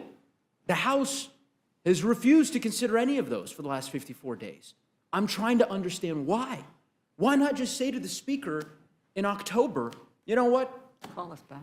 Speaker Johnson, it's time to bring the House back. We'll wait, the Senate, you're right, the Senate's considering the bills that we sent them. They're considering the CR that you mentioned, right, that you've made clear, you passed it, I get it. But while we're waiting, maybe we ought to consider other matters, including the appropriation bills that you are so proud of, that you moved out of your committee. I am proud of them. I would be much happier if the Senate would just open the government But you don't and have we to could wait for proceed. them. I actually- don't understand. look, I mean, honestly, I think I've got an answer to that question. I think you've answered it. And I Okay. think the answer is effectively that John Thune is in charge of the House calendar from here on out. That basically the position is, I mean, Mike Johnson has given his gavel. I thought he gave, I didn't ask a question, Mr. Cole. I'm sorry. not, so I thought you I did. thought Mr. Speaker Johnson had given his gavel to the president. But it appears as though, at least based on your answers, that he gave it to Senator Thune. Because there is no excuse for the Speaker's decision to keep us out of session for 54 days. And by the way, this is... no excuse for the government to be shut down. Mr. You Cole, and your colleagues that have wasn't a voted for that question. I'll ask you. repeatedly. I'm happy to ask you a question. Because it seems like you are very comfortable with the House being out of session for extended periods of time. Is that a fair? I am comfortable doing my job, and I've been here quite a bit, my friend. I understand. And working on these issues, quite frankly. But we didn't vote to shut down the government in the House. Okay, you mentioned you've been here a long And to be time. fair, my Senate colleagues didn't vote to shut down the government, and Got a it. majority of the Got it. United States You've Senate, made that including position clear. members from your party. You've made your did not position vote. clear, Mr. So Cole. I think the people that shut down the You- government you said- can take You've made your responsibility position for clear. shutting down the As you government. said, you've been here a lot longer than I have, and that's certainly true. I haven't been here for long. I found an article. This is from 2007. You've been in Congress for some time. The headline, Cole, quote, "Now is not the time for a vacation. End quote. This is when Democrats had the majority. In 2007, Congress must work through Memorial Day recess to produce a clean funding bill. U.S. Congressman Tom Cole today joined nearly every member of the Republican conference in sending a letter to then House Speaker Nancy Pelosi, calling her to keep the House in session until Congress sends then President Bush a clean funding bill that he will sign into law. This was effectively, I'll just say, the letter was sent to Speaker Pelosi 8 days before Congress is scheduled to adjourn for the Memorial Day recess. Legislative business is not scheduled to resume until June 5th. I mean, you all were clamoring, demanding that the Speaker reconvene the House and not take a 10-day recess. And now, what, we're in week 8 and we're finally here? And you won't say a word of criticism about the Speaker's strategy in keeping all of I us? reserve my criticism for the people that shut down the government of the United States. I And think have it is kept it rich. shut down for 40-odd days. I think And it have made is- sure recipients didn't get it. Have I made think sure it's people rich. didn't get paid. That's Mr. who Chairman, I'll I think it's criticize. rich. And again, I would just simply say that if the shoe were on the other foot, I don't think, honestly, I don't think you would hesitate, to call the Speaker's actions disgraceful, to keep us out of session for 54 No, days. But in not any quite. event, that's fine. Let's talk about the last 54 days. So the Speaker, he said something that was fascinating. I thought it was a really interesting quote. If I can find it. Here we go. Yeah, that was interesting. So the quote is, House Republicans are doing some of the most meaningful work of their careers. They are in their districts. I don't want to pull them away from that. You agree with the Speaker's comments? I don't speak for the Speaker, but I don't disagree with him. Look, we're waiting for No, the no, no, no, Senate that's to not the do its question. job. That's not the question. No, You answered it. You answered it. I don't Okay, so disagree Chairman, with the Speaker. it sounds like you're saying that you agree that with the Speaker. Republican members were doing some of the most, quote, meaningful work of their careers during that 54 days. I assume you were here in Washington and back in Oklahoma, Yeah, right? Did you have any in-person town halls? no, None. 54 days? did several teletown halls. Teletown halls. But you've done in-person town halls before. I know that to be true. Why not? 54 days is a long time. Not one town hall? No. Did you visit any of the federal facilities? Oh, I in visited federal your district? facilities. I've done multiple meetings with chambers of commerce, Rotary clubs. It's been highly visible. I don't know if you heard my colleague, Ms. Fishbach. She took great umbrage at this notion that, that Republicans were somehow on vacation. Did you make it down to the Mar-a-Lago Halloween party? No. You didn't get the invitation to the Gatsby invite? I don't know. It would be interesting. I don't know if any of her colleagues here on the other side of the dais made it down there. It strikes me that it would be hard to describe Guy went camp. the last 54 days, at least from what I've seen, as meaningful work on the part of my colleagues in the House Republican Conference. But, again, that's something you'll have to defend, and folks will defend to their constituents. I can defend I wanna- myself a lot easier. That's having fine. not voted to shut down the government. Mr. than I Chairman, suspect my you've friends answered that the have put question. Thousands of people out You've of answered the work, question. Let's denied talk about, people benefits. Mr. Chairman. That's what I would worry. I'm Madam glad I Chair, don't have regular to order, defend. please. So I want to talk to you about the I want provision. to ask the members of the Rules Committee not to interrupt the witnesses, please. Interrupting? And I hope, Mr. Nagus, you do have some questions, and yet you just don't want to harangue the chairman. I'm far from haranguing the chairman. I'm giving the Jesus opportunity Christ. for the chairman to explain us the a meaningful break. work that he's been engaged in, and I suspect that he welcomes and relishes that. So I want to talk to you about the provision that my colleague from Pennsylvania noted earlier.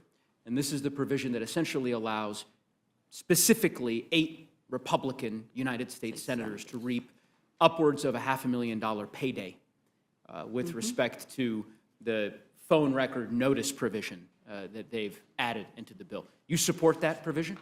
I didn't have anything to do with it, didn't have any knowledge of it. Not asking if you have knowledge of it. Do you support it? Yeah, do I support the bill? Yes.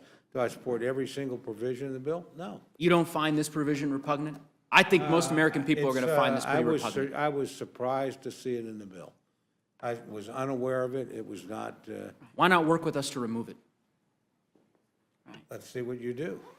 Well, we've got an amendment. I will tell you this, I am very concerned, and actually Democratic senators said this. I think particularly of Senator Coons. I am very concerned that anybody, whether they're in the House or the Senate, is singled out and not notified that their records are being subpoenaed. That concerns me a great deal. And does that justify? Now, did I know about this provision in the bill? No. Do I think it needs to be in a funding bill? Not particularly. But do I think getting the governments open is important? Yes, I do. But I was unaware of the provision, so. Well, there's an amendment that will be introduced that, I'm not asking a member of question, this Mr. Chairman, committee. not asking you a question. Let me finish my statement, I'm sorry. and then you'll have an I opportunity. apologize. Yeah, there will be an amendment proposed to remove what I think is a deeply insidious provision. I think it is outrageous for these Republican senators to effectively guarantee themselves $1 million paydays. Retroactive provision in this bill that very clearly applies to them. The removal of all relevant immunity defenses on the part of the United States government. This is insanity to allow this provision to go forward. And I would hope that my Republican colleagues would join us in supporting the removal of this provision. At a minimum, we ought to be able to find common ground on that. So with that, Madam Chair, I yield back. Thank you, Mr. Neguse. Mr. Langworthy, you're recognized. Thank you, Madam Chair, and I, like all of you, are here in Washington today instead of celebrating the incredible veterans in our district and across the country. But as members of the Rules Committee, we begin the important process here in the House that will finally end this shutdown madness. I honor the veterans every day, and especially today. But the work we're doing here tonight and starting that work, and we'll finish tomorrow, will begin to end the turmoil that has made their lives and the lives of millions of Americans harder for more than 40 days. For over 40 days, the American people have endured a completely unnecessary and entirely avoidable government shutdown. Not because Congress couldn't find common ground, but because Senator Schumer and his allies turned governing into political theater. And you've heard a lot of political theater already here tonight. You've chosen performance over duty and outrage over outcomes. From day one, the House did its job. We passed a clean continuing resolution, a straightforward measure to keep the government open while the appropriations process continued. And I think Chairman Cole has really articulated that very well here tonight. It's the same kind of measure that Congress passed repeatedly in the Biden years. I voted for every one of those CRs, despite disagreeing with virtually all of the administration's policies. Because governing means putting your country before politics. And it keeps the lights on for the American people. We pay far too much in taxes, every American, for the government to not be responsive when they need it the most.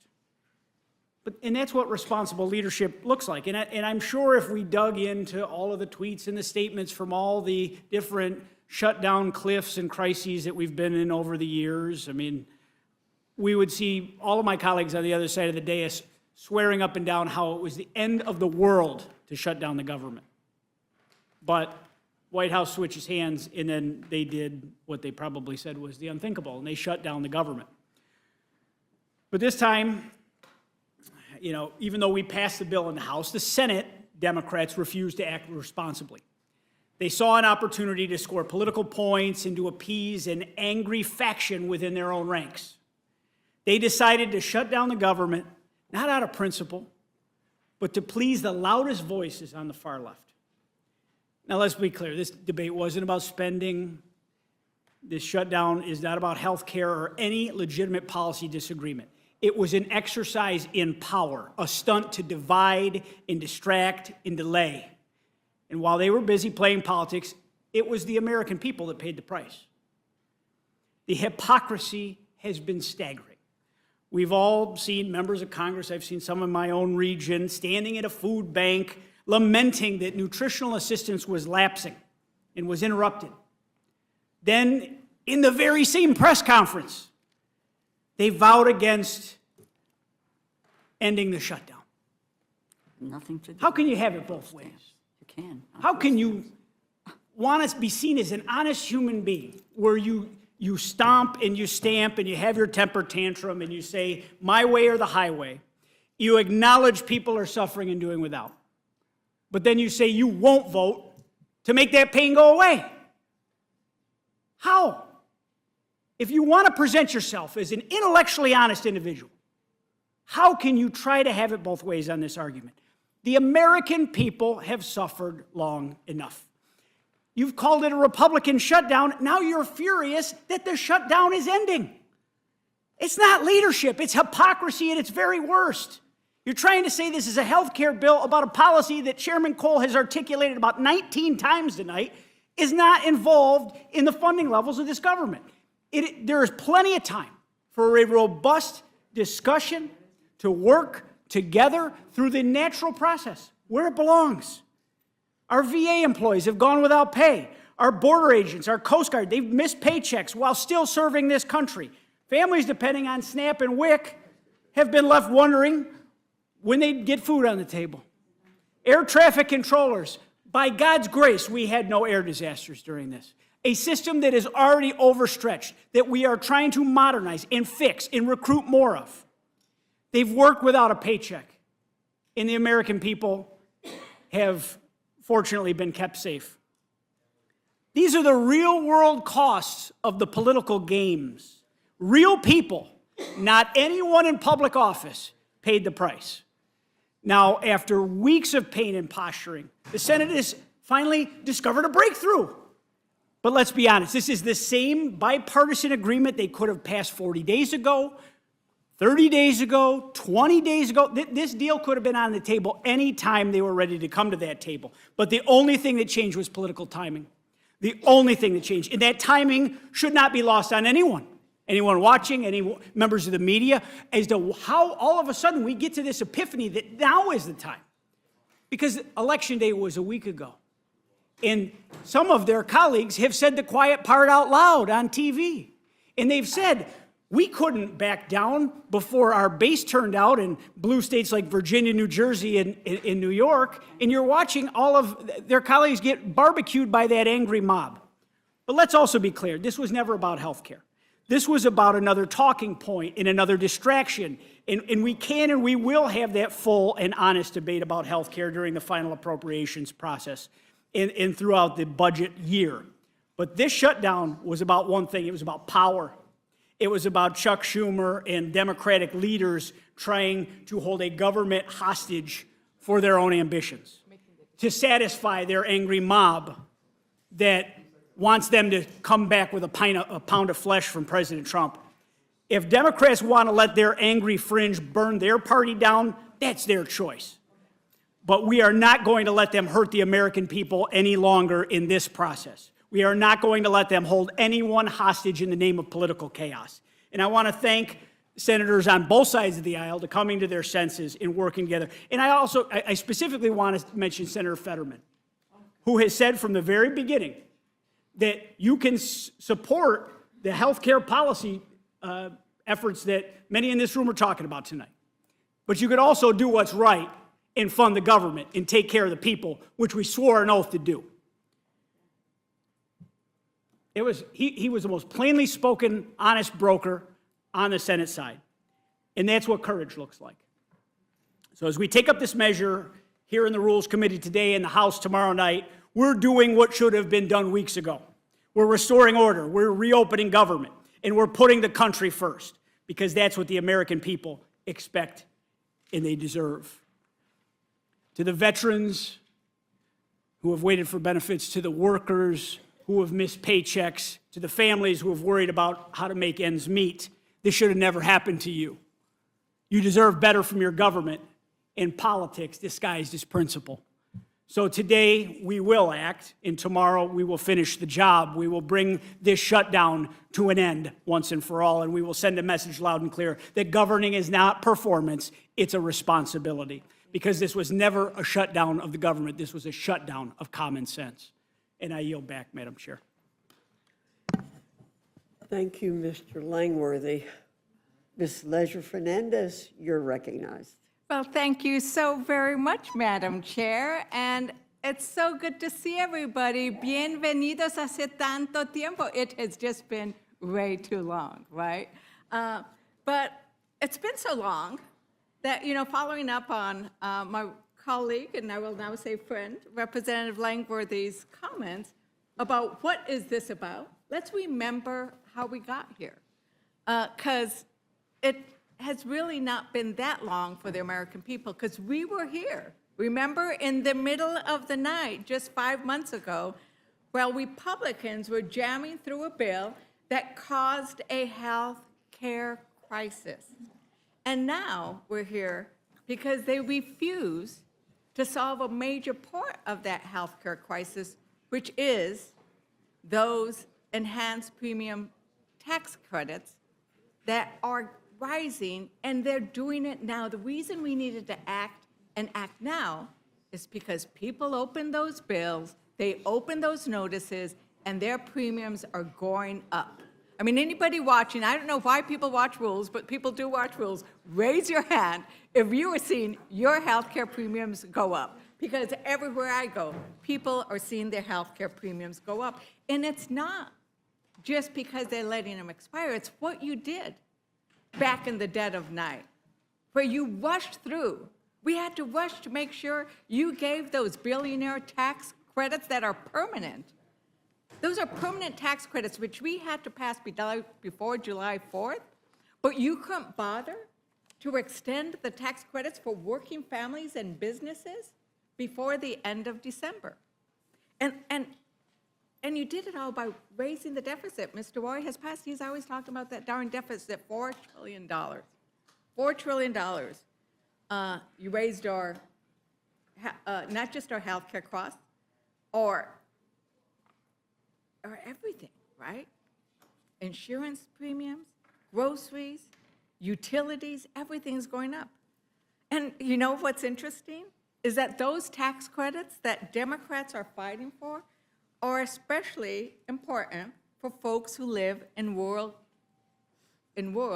and Republican-held districts. And it's not just Marjorie Taylor Greene's adult kids that will see their health care premiums double.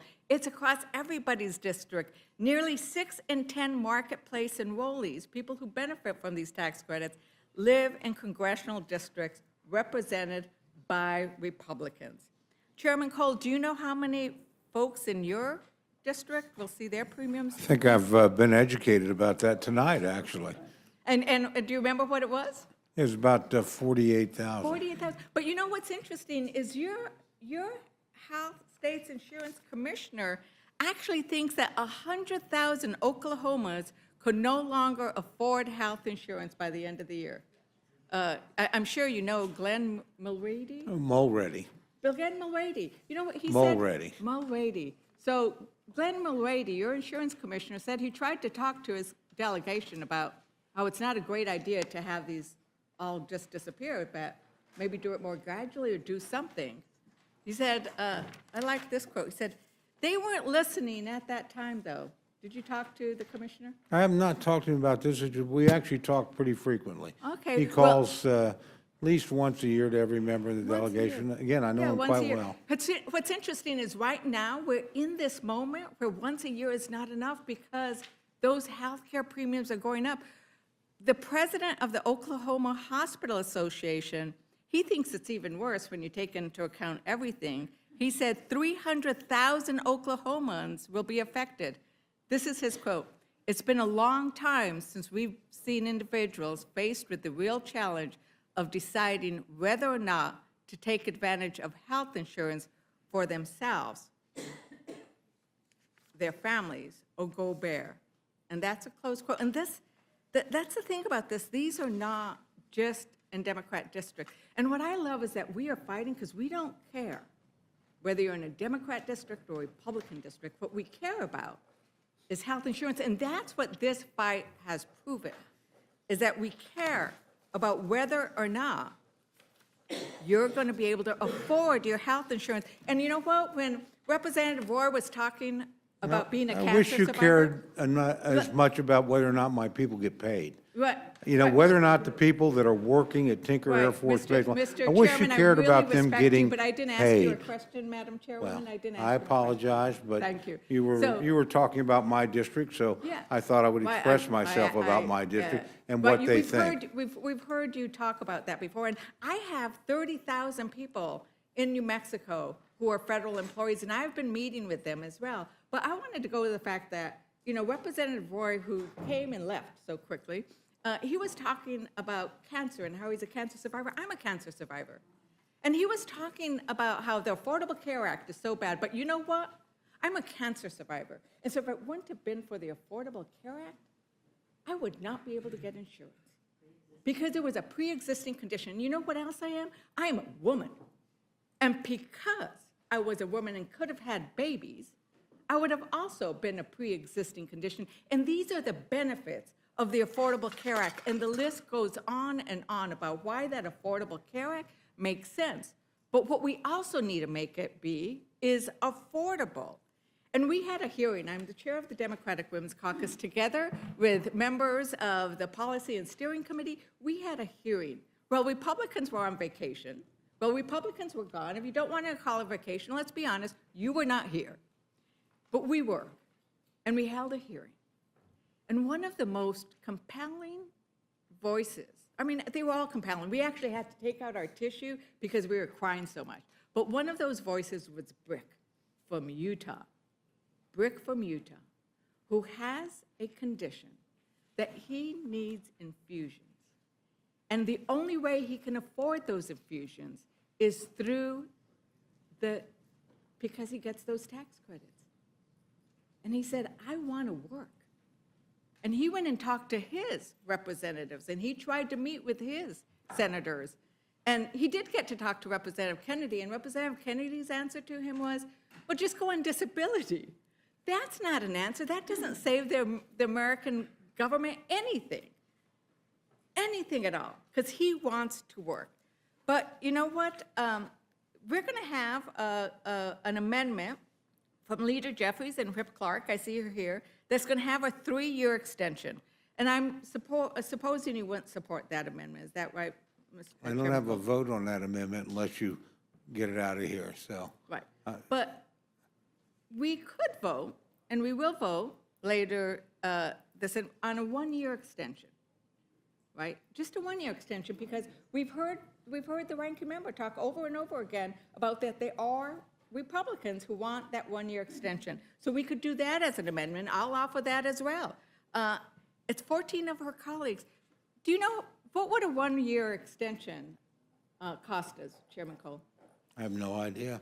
We have no Represent- ranking jurisdiction. member- This is not, ranking member, what would it with cost? all due Isn't it about respect, 23? can I finish my answer? Sure. With all due respect, we don't deal with this on Appropriations Committee. This is not our jurisdiction, it's not our issue. That's part of the problem here. You're trying to raise it on appropriations bills. This is a Ways and Means or an Energy and Commerce issue. It's not ours. And so to hold up the funding of the entire government over something that belongs in another committee, not ours, and you're basically holding our bills, not you, and frankly, not the House, and not even a majority of the Senate. But our bills have been held hostage over something we have no jurisdiction over. Thank you, Chairman Cole. You made that point earlier, but as we were here before, when you all passed it, this bill has tons of stuff that's not appropriations. And Ranking Member, I've heard it's about $23 billion for 1 year. That's about what it costs for 1 year. Is that right? For 1 year, but it was 1 year. I've asked Ranking Member, sir. And setting up a bipartisan commission, a bipartisan, to look into this and to address the issues that people may have some concern about. But a 1-year extension, give some relief to the people who are out there. And I quoted Connecticut, you quote your district, and we can quote everyone's district and what's happening to people out there today. And the notion that we can't take this up because the continuing resolution is what the Appropriations Committee does. And we've got 50 pages of this document that deals with health care. If there were the willingness, the political will to solve this, We could do it, and we could do it very, very quickly. And let's not bifurcate continuing resolution to appropriations bills. It is all of one package. And it is incredible to me that we would watch people suffer everywhere to see what's going on with their rising healthcare prices, or their kids that are not going to be able to get the treatment that they need, and that just say, hey, figure it out another way. No, that's not what we're about. And that really is what is so outrageous about the conversation and what is going on. Go ahead. So Ranking Member, I think that you're right on point. It's like, we can do this, because we do it all the time. This bill is full of things, and we'll get to that whole idea of the payola for those senators in a moment, right? But I'm also struck by the contrast of priorities. The contrast of priorities. Democrats have been talking about the need to address health care, and it's not just since the shutdown. It was in that big, beautifully bad bill of theirs. Health care was key, and they could fix it now. But it's the priorities. $40 billion, I would think that's what is proposed to be sent down to Argentina. Yes. Chairman Cole, is that, Right. do you recall that? No, I don't. It's $40 billion. $40 right? billion. $40 billion. So that seems to be a priority. They will send $40 billion to Argentina instead of spending $23 billion to provide health care to Americans, and all we're getting is a pinky promise that they will address that, but they won't even support a 1-year extension, a 3-year extension, or a permanent extension. But let's get to the stuff that's not. Let's get to the stuff that is not probably appropriation, but what has been stuck in this bill that would provide those senators.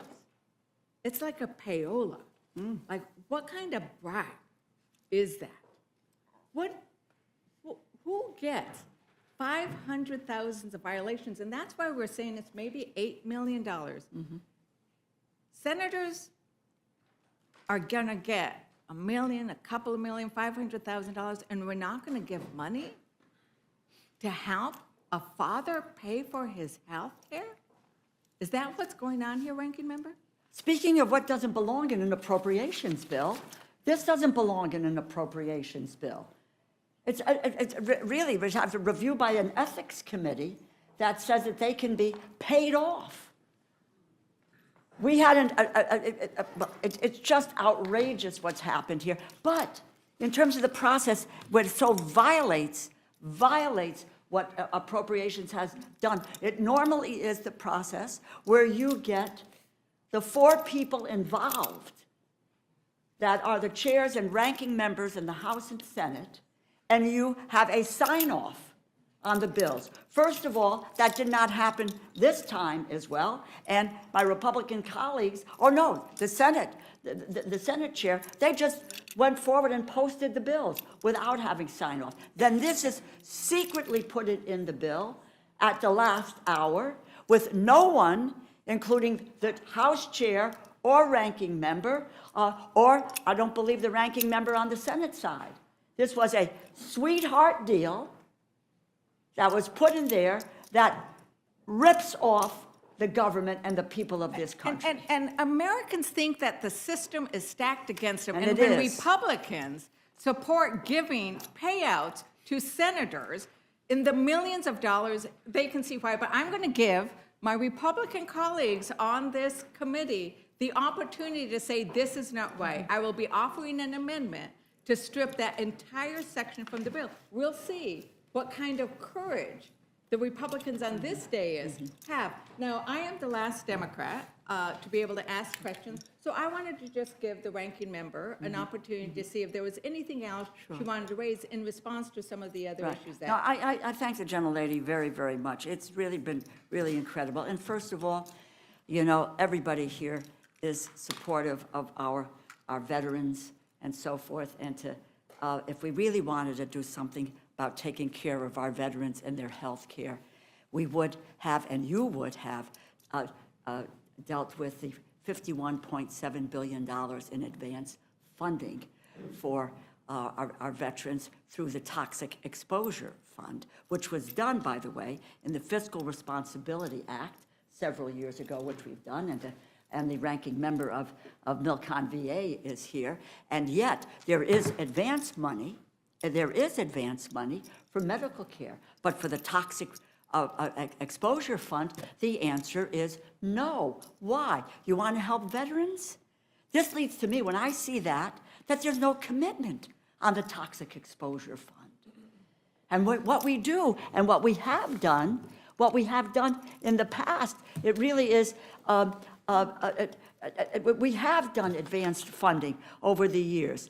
And we did, and as I mentioned earlier in my comments, Ranking Member Wasserman Schultz, Chair Judge Carter, a full day of negotiations. Quite frankly, it was one of the bright, shining spots of bipartisanship we had in going through the appropriations process, but that has been left out of this bill. Do you really care about veterans? Let's make sure they're taken care of, because they get caught in the crosshairs of this madness that we are currently involved in.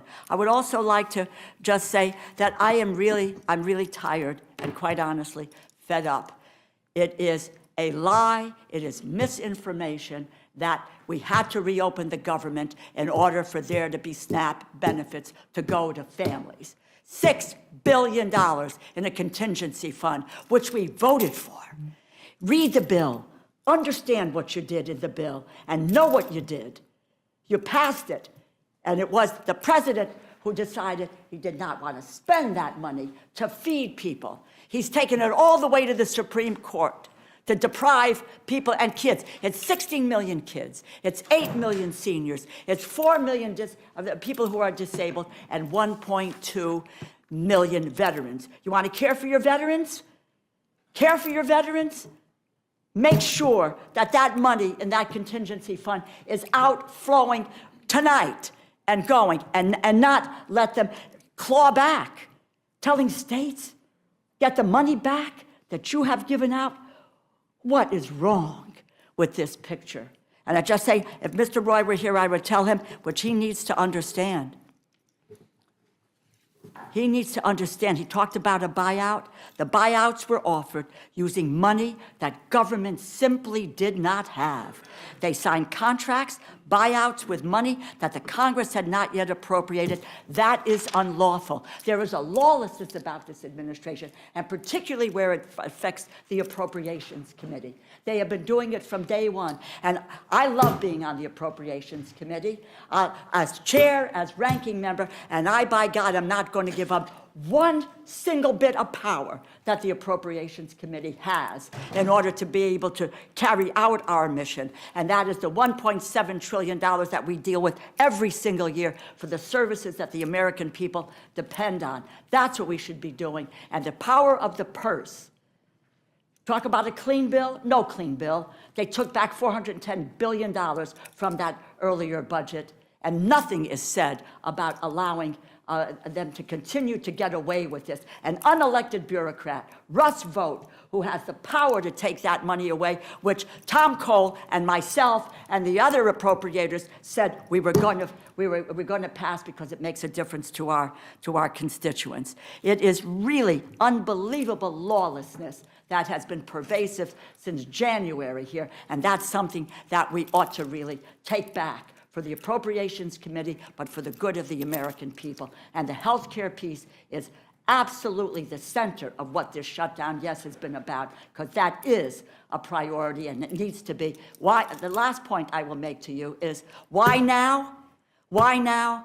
Because the enrollment period is underway.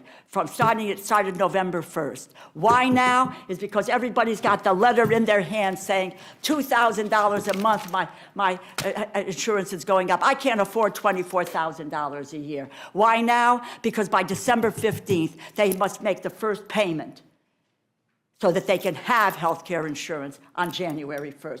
That's what we are fighting for, and I'll continue to fight that battle every step of the way, despite what the United States Senate did yesterday. Thank you very much, Ranking Member, and thank you for allowing me to ask that last question. And it is indeed a contrast in priorities, prioritizing ballrooms and your bathroom, and whether you have marble or gilded gold, or providing the food, Food and that healthcare. people need. Food and holding- healthcare. to not distribute the money that Congress already sent over. And we should have had every Republican yelling at the White House to release those funds, and I did not hear them. This And is I don't true know, colors Chairman, coming I out. don't know, Chairman, Food if you and went, healthcare. if you went to your food banks, but we did, and it wasn't performative, Mr. Langworthy. It was because people are hungry, and that money was there, and Trump refused to release it. And that is a disgrace. It is immoral. It is against every principle of faith and clarity that I have ever learned. And with that, Madam Thank you, Chair, Ms. I Leisure yield back. Fernandez. Mr. Scott, you're recognized. Thank you, Madam Chair. I too intend to talk about the Senate provision that they put in last night. I found out about it sometime around 9 o'clock. And I'll just be honest with you, Mr. Cole, I represent a lot of people that work for the federal government, Robins Air Force Base, Moody Air Force Base, USDA, I could go down the list. And I was very excited about coming back to Washington, D.C. to vote to open the government back up. And then when I saw what the Senate did last night, I'll be honest, I had a hard night. And I've been struggling with what the right vote is because of what the Senate did. And I want to just tell you, because I want the American citizens to be able to read it. You can start at page 217 of the legislation where it says requiring Senate notification for disclosure of Senate data. And there's a lot of with respect to's and other things in the first pages. But when you get over to page 223, you'll see where they've created a private cause of action, specifically for them. And it goes on and it says that cause of action, and this is on page 224, any senator whose Senate data or the Senate data of whose Senate office has been acquired, subpoenaed, searched, accessed, or disclosed in violation of this section may bring a civil action against the United States if the violation was committed by an officer, employee, or agent of the United States or of any federal department of agent or agency. Relief. If the senator prevails on a claim under this subsection, the court shall, not may, shall award for each instance of a violation of this section the greater of, not the lesser of, the greater of statutory damages of $500,000 or the amount of actual damages, reasonable attorney fees, cost of litigation, and it goes on from there. Now, there's other language in here, waiver of sovereign immunity, no qualified immunity, and there's other language in here too that indicates that each line would be an additional payment. And so most of us as members have a campaign phone, a campaign email, a personal phone, a personal email, and then a business phone and a business email. That's 6 violations the way they count them. If they went for all of them. 6. Minimum of $500,000 apiece. Now, I don't think, and I've been asking questions on this since last night, and I'm going to tell you, I don't think that Senate leadership shared with the leadership of the House what they were doing. Now, I want the Democrats to know this. My understanding is that Chuck Schumer was very much aware and signed off on this particular language as well. So just, y'all might want to ask questions about that. I'm just telling the truth on, this is, as soon as I found out about it, I started asking questions.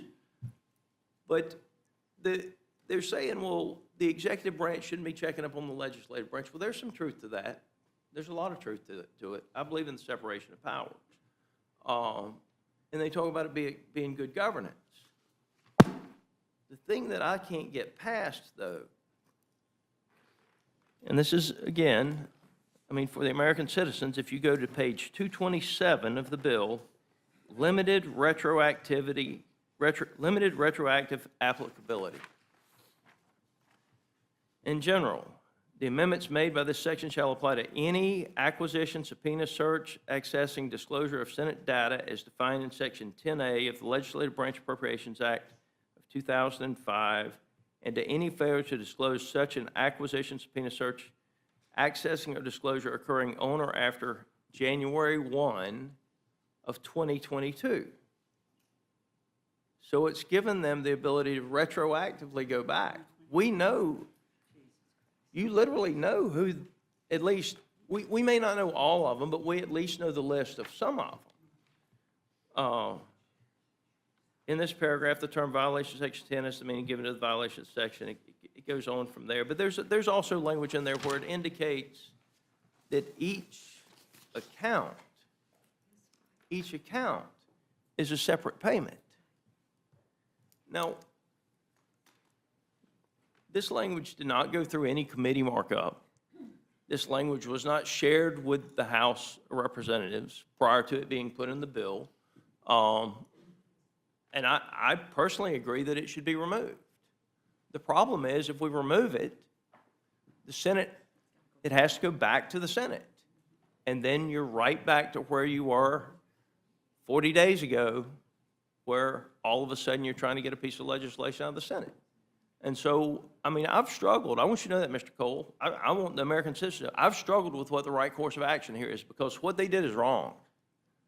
This should not be in this piece of legislation.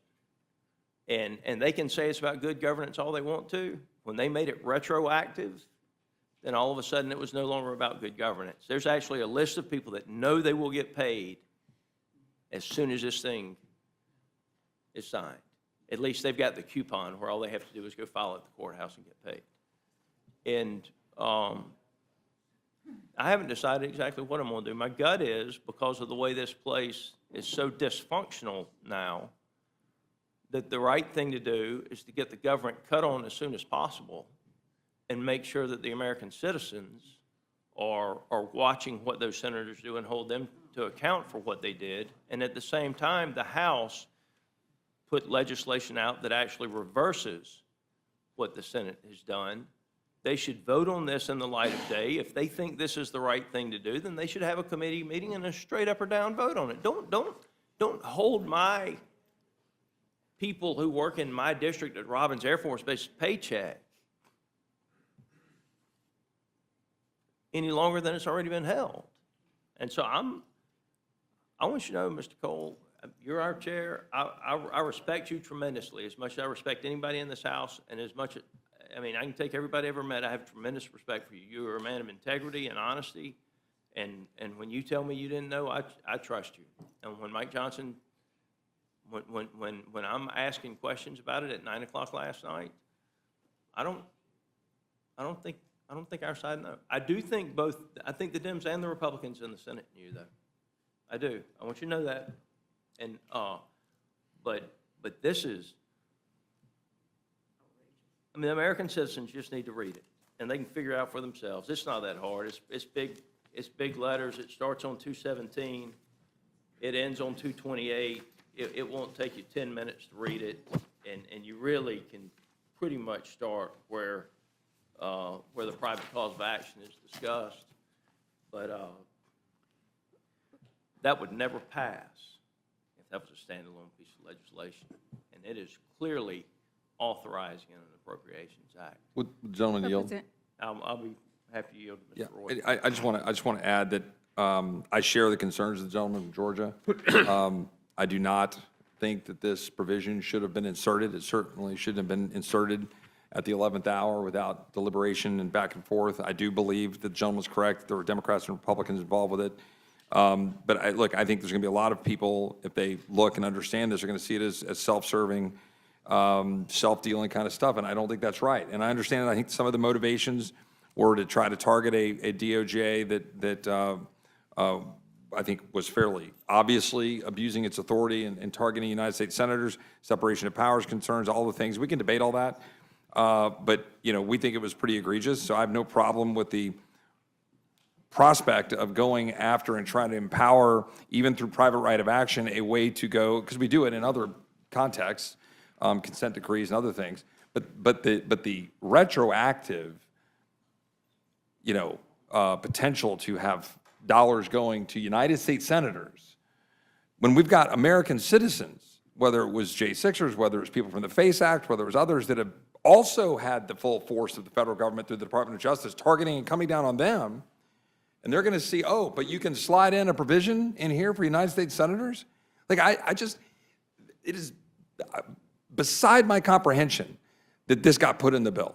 And it's why people have such a low opinion of this town. I am torn also, the gentleman from Georgia, because we need to fund the government and we need to get this passed. And I'm trying to figure out what we can do to force the Senate's hand to say you're going to repeal this provision and fix it without amending it here to then delay the funding of government, which we want to proceed to move forward with. But that provision needs to get fixed. And we need to find a way as a body to get it fixed as soon as possible. And I'm continuing explore the options tonight. I yield back to the gentleman from Georgia. Mr. Thank you, Scott, and would you yield? I just want to point out, it's $500,000, and the way it's written, it is a minimum of $500,000. It is per line. It is, and Ms. Ledger Hernandez, I'll give you 60 seconds, but I think it's time to move on. I just don't. I truly appreciate your very careful consideration and review for the American people of this. As you know, I do have an amendment to strike the whole thing, and I think it would send a great message if you would actually say, I'm going to vote for this amendment. Allow it. And this is why I didn't want to get into this debate. The problem is, if we could take it out and send it to the Senate and know that the gamesmanship wasn't going to be played over there and the government would get cut back on, I'd be glad to. But the bottom line is, if we amend this bill with anything at all, we risk extending the shutdown, air traffic controllers not being paid, law enforcement not being paid, our staffs here not being paid. And that's a risk that I don't trust. Yeah. And I'm not saying I don't trust just the Democrats. I don't trust the system to work where we could fix it with what probably a supermajority of this committee thinks should be done and not delay the government coming back on. And with So that, the other, I would only point out that it's not, if you would, I just wanted to finish, will you give me 15 seconds? yes. So it says each violation, and so the violation isn't just each telephone, it's each time it's requested. So it could multiply much higher than that, because it's by violation. That is my read as well. Yeah, we agree on that. Madam Chair? Madam Chair? I just want to state for the record, it's another reason why the House and the Senate should be in session during a shutdown. Maybe this could have been avoided. Thank you, Mr. McGovern. Thank you, Mr. Scott. Mr. Griffith, you're recognized. Thank you, Madam Chair. I, too, am very concerned about those sections. I will tell you, I've already made the decision that I will vote for this bill and not vote for any amendments because shutdown needs to end. It's been going on too long. Too many of my people are hurting, and we got to get it done. There's some other issues in here, not as egregious, but at least it was done in the light of day with a vote. But the hemp issues, that was a fight between gentlemen in the Senate from Kentucky, both of them fighting each other.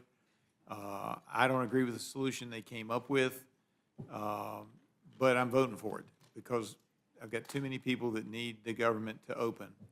And therefore, notwithstanding, we're going to hear some great amendments, I'm sure, but I'm not voting for any of them because we need to get this thing done, and then we can start negotiating on other things. Now, Mr. Cole, Mr. Chairman, you've said this a couple times.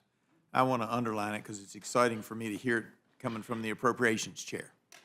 Because one of the things as now a longtime member of the Energy and Commerce Committee that drives us crazy is that people want to airdrop. This didn't just happen. This happens when we're here in session. It didn't happen because people weren't here. It happens all the time between the House and the Senate on bills that come out of appropriations. And you haven't done it, to the best of my knowledge, but they create programs that are never authorized by the authorizing committees. And you're absolutely right. When it comes to the premium enhanced tax credits or the enhanced premium tax credits, that's the jurisdiction of Energy and Commerce, Ways and Means, and ed and workforce. They overlap. Different pieces of it belong to each of those. And of course, the bill that they keep talking about, you know, that they claim took all this money away, that came out of the Budget Committee. That didn't come out of appropriations either, the reconciliation bill. And I just appreciate that you're recognizing that's not the proper jurisdiction. And before we had the shutdown, I wrote a whole column on how we could reach some kind of an agreement on a glide path. But I also pointed out in several, and I've had several columns where I've talked about this. I do a weekly column, that we have 20% on the enhanced premium tax credits. We have what is pretty darn clear, 20% shadow enrollees. Now, if you will bear with me, Mr. Chairman, tell me if you disagree with this. What we see is normally in an insurance plan, you have 15% of the enrollees don't use their insurance in a given year. That's been for decades, and some years it may go up 0.2 or down 0.2, but it ran around that 15%. With the enhanced premium tax credits, we see 35% not using it. And here's what I believe is happening, and I think most experts agree with this. You tell me if you have any disagreement. Jump in, Mr. Chairman, and tell me if you disagree. What happened, because it was an emergency piece of legislation during COVID, because they wanted to help people that were having a hard time, they didn't put in all the checks and balances. So you don't have to re-enroll. It's an automatic re-enrollment because it was only going to be a 5-year program. And what could happen, and the theory I use and the example, the hypothetical I always use is, if you live in North Florida and you happen to go to a grocery store or a mall and you get enrolled, and then 6 months, 8 months, 9 months later, you move to South Georgia and you go to the mall or the grocery store and you get enrolled, most citizens of the United States would think, well, I'm enrolled now in Georgia, so they've canceled my program in Florida. But that's not happening with the enhanced premium tax credits. And my frustration with this argument for the last 40 days has been, open up the government and we can figure this out, because as the Health Subcommittee Chair on Energy and Commerce, I don't want us to continue to waste 20% of our money that we're spending. It's billions of dollars. I don't want to continue to waste 20% of that money that doesn't go to help a single enrollee. It goes to the insurance companies, and they're getting the money. They don't know whether the people really exist or not either, because there's no way to check, and it keeps rolling on. If we do a 3-year extension without some way to check, or a 1-year extension, which our colleagues on the other side of the aisle have recommended to us, either a 1-year or a 3-year extension, we're going to continue that 20% waste. We're going to waste the taxpayer dollars. That doesn't mean I don't want to help people who are trying to struggle. And even for some of those, Kaiser Family Foundation estimates that 10% of the people are receiving these benefits are over the 400% poverty level, which means they're making $106,000 a year. And maybe in some of the rich districts in the country, that doesn't seem like much money. In my district, where the average household income is just over $50,000, we haven't quite reached 51 yet, that means they're making pretty good money, and yet we're not even looking at doing that. Now, I'm not saying we take that away 100% the first year. We've got to take a look at that. That's what needs to be negotiated. But that was never part of your bill. That was in my jurisdiction. Isn't that correct? That is correct. And to the gentleman's point, just go back, a totally separate bill, but you'll remember toward the end of last year, we were working hard. A lot of our fellow Americans were hurting from hurricanes. We're doing a disaster relief bill. The Appropriations Committee did a little over 100 pages and spent about $100 billion, I think 110 because we added $10 billion for ag. That bill was 1,500 pages long when it hit the floor. None of us were consulted on the Appropriations Committee about this. And honestly, it had some stuff I probably would be for, like PBM reform, and it just didn't belong with us. And matter of fact, we caught a lot of grief on the floor from both sides of E&C, because what were you doing? We didn't, it blew up because people look at a bill that big and they go, what in the hell is in 1,500 pages? And again, my committee didn't have any. Now, in the end, what we passed was what the Appropriations Committee did, which was a little over 100 pages. But all the rest of that stuff was loaded on us. This is, so it's not like they even come and ask us. So I've had some pretty stern discussions with our leadership about this, but it's true on both sides, and it's true with other committees. I mean, other committees use us as the I don't recall anybody carrying an appropriations bill to help us out on E&C or Ways and Means or anyplace else. Don't We give us do any our work. ideas, Mr. Chairman. Yeah, so believe me. So I agree with gentleman's point. I would prefer these things go to the committees that have the expertise, and they move the vehicles, not us, not because it's a must-pass, we got a fun deal. If it's a good bill, and if it's bipartisan, like PBM reform, I guess, was, from everything I heard, then why couldn't it trot out there on its own? Why did it have to be part of ours and confuse everybody about what we had in the bill that we'd had no hearings, no jurisdiction on, or anything? So that's an institutional problem, and I would say I see it on both sides of the aisle. Yep. It's something that we're trying to stay away from. And Well, and I appreciate you working on that, because as you know, and it's part of why my colleague, Mr. Scott, is frustrated with the way this place works, because we have rules and then we don't follow those rules. And if we follow the rules, I don't think we'd be in this spot, because my colleagues on the other side of the aisle are correct. We've dumped all kinds of things before in appropriations bills, but that doesn't mean it was right. And in this case, you gave us a bill that dealt with appropriations, kept us open for 7 or 8 weeks, and I submit to you, Mr. Chairman, I think at least on the part that was, I don't know about the part with Ways and Means and Ed and Workforce, but the part that was in Energy and Commerce, I think we could have hammered something out.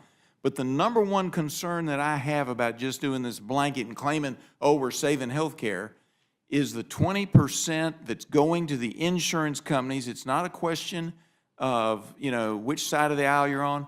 We're giving 20% of the money that we're spending on the enhanced premium tax credits directly to the bottom line of insurance companies, because they don't know whether it's Joe Smith or Jane Doe or somebody else, but they know pretty much based on statistics over decades that there are 20% shadow enrollees, and if we don't fix that waste, we are not doing a service for the American people. We are not keeping track of the dollars, and it's a shame that it got wrapped up into this. It was fake from the beginning, in my opinion.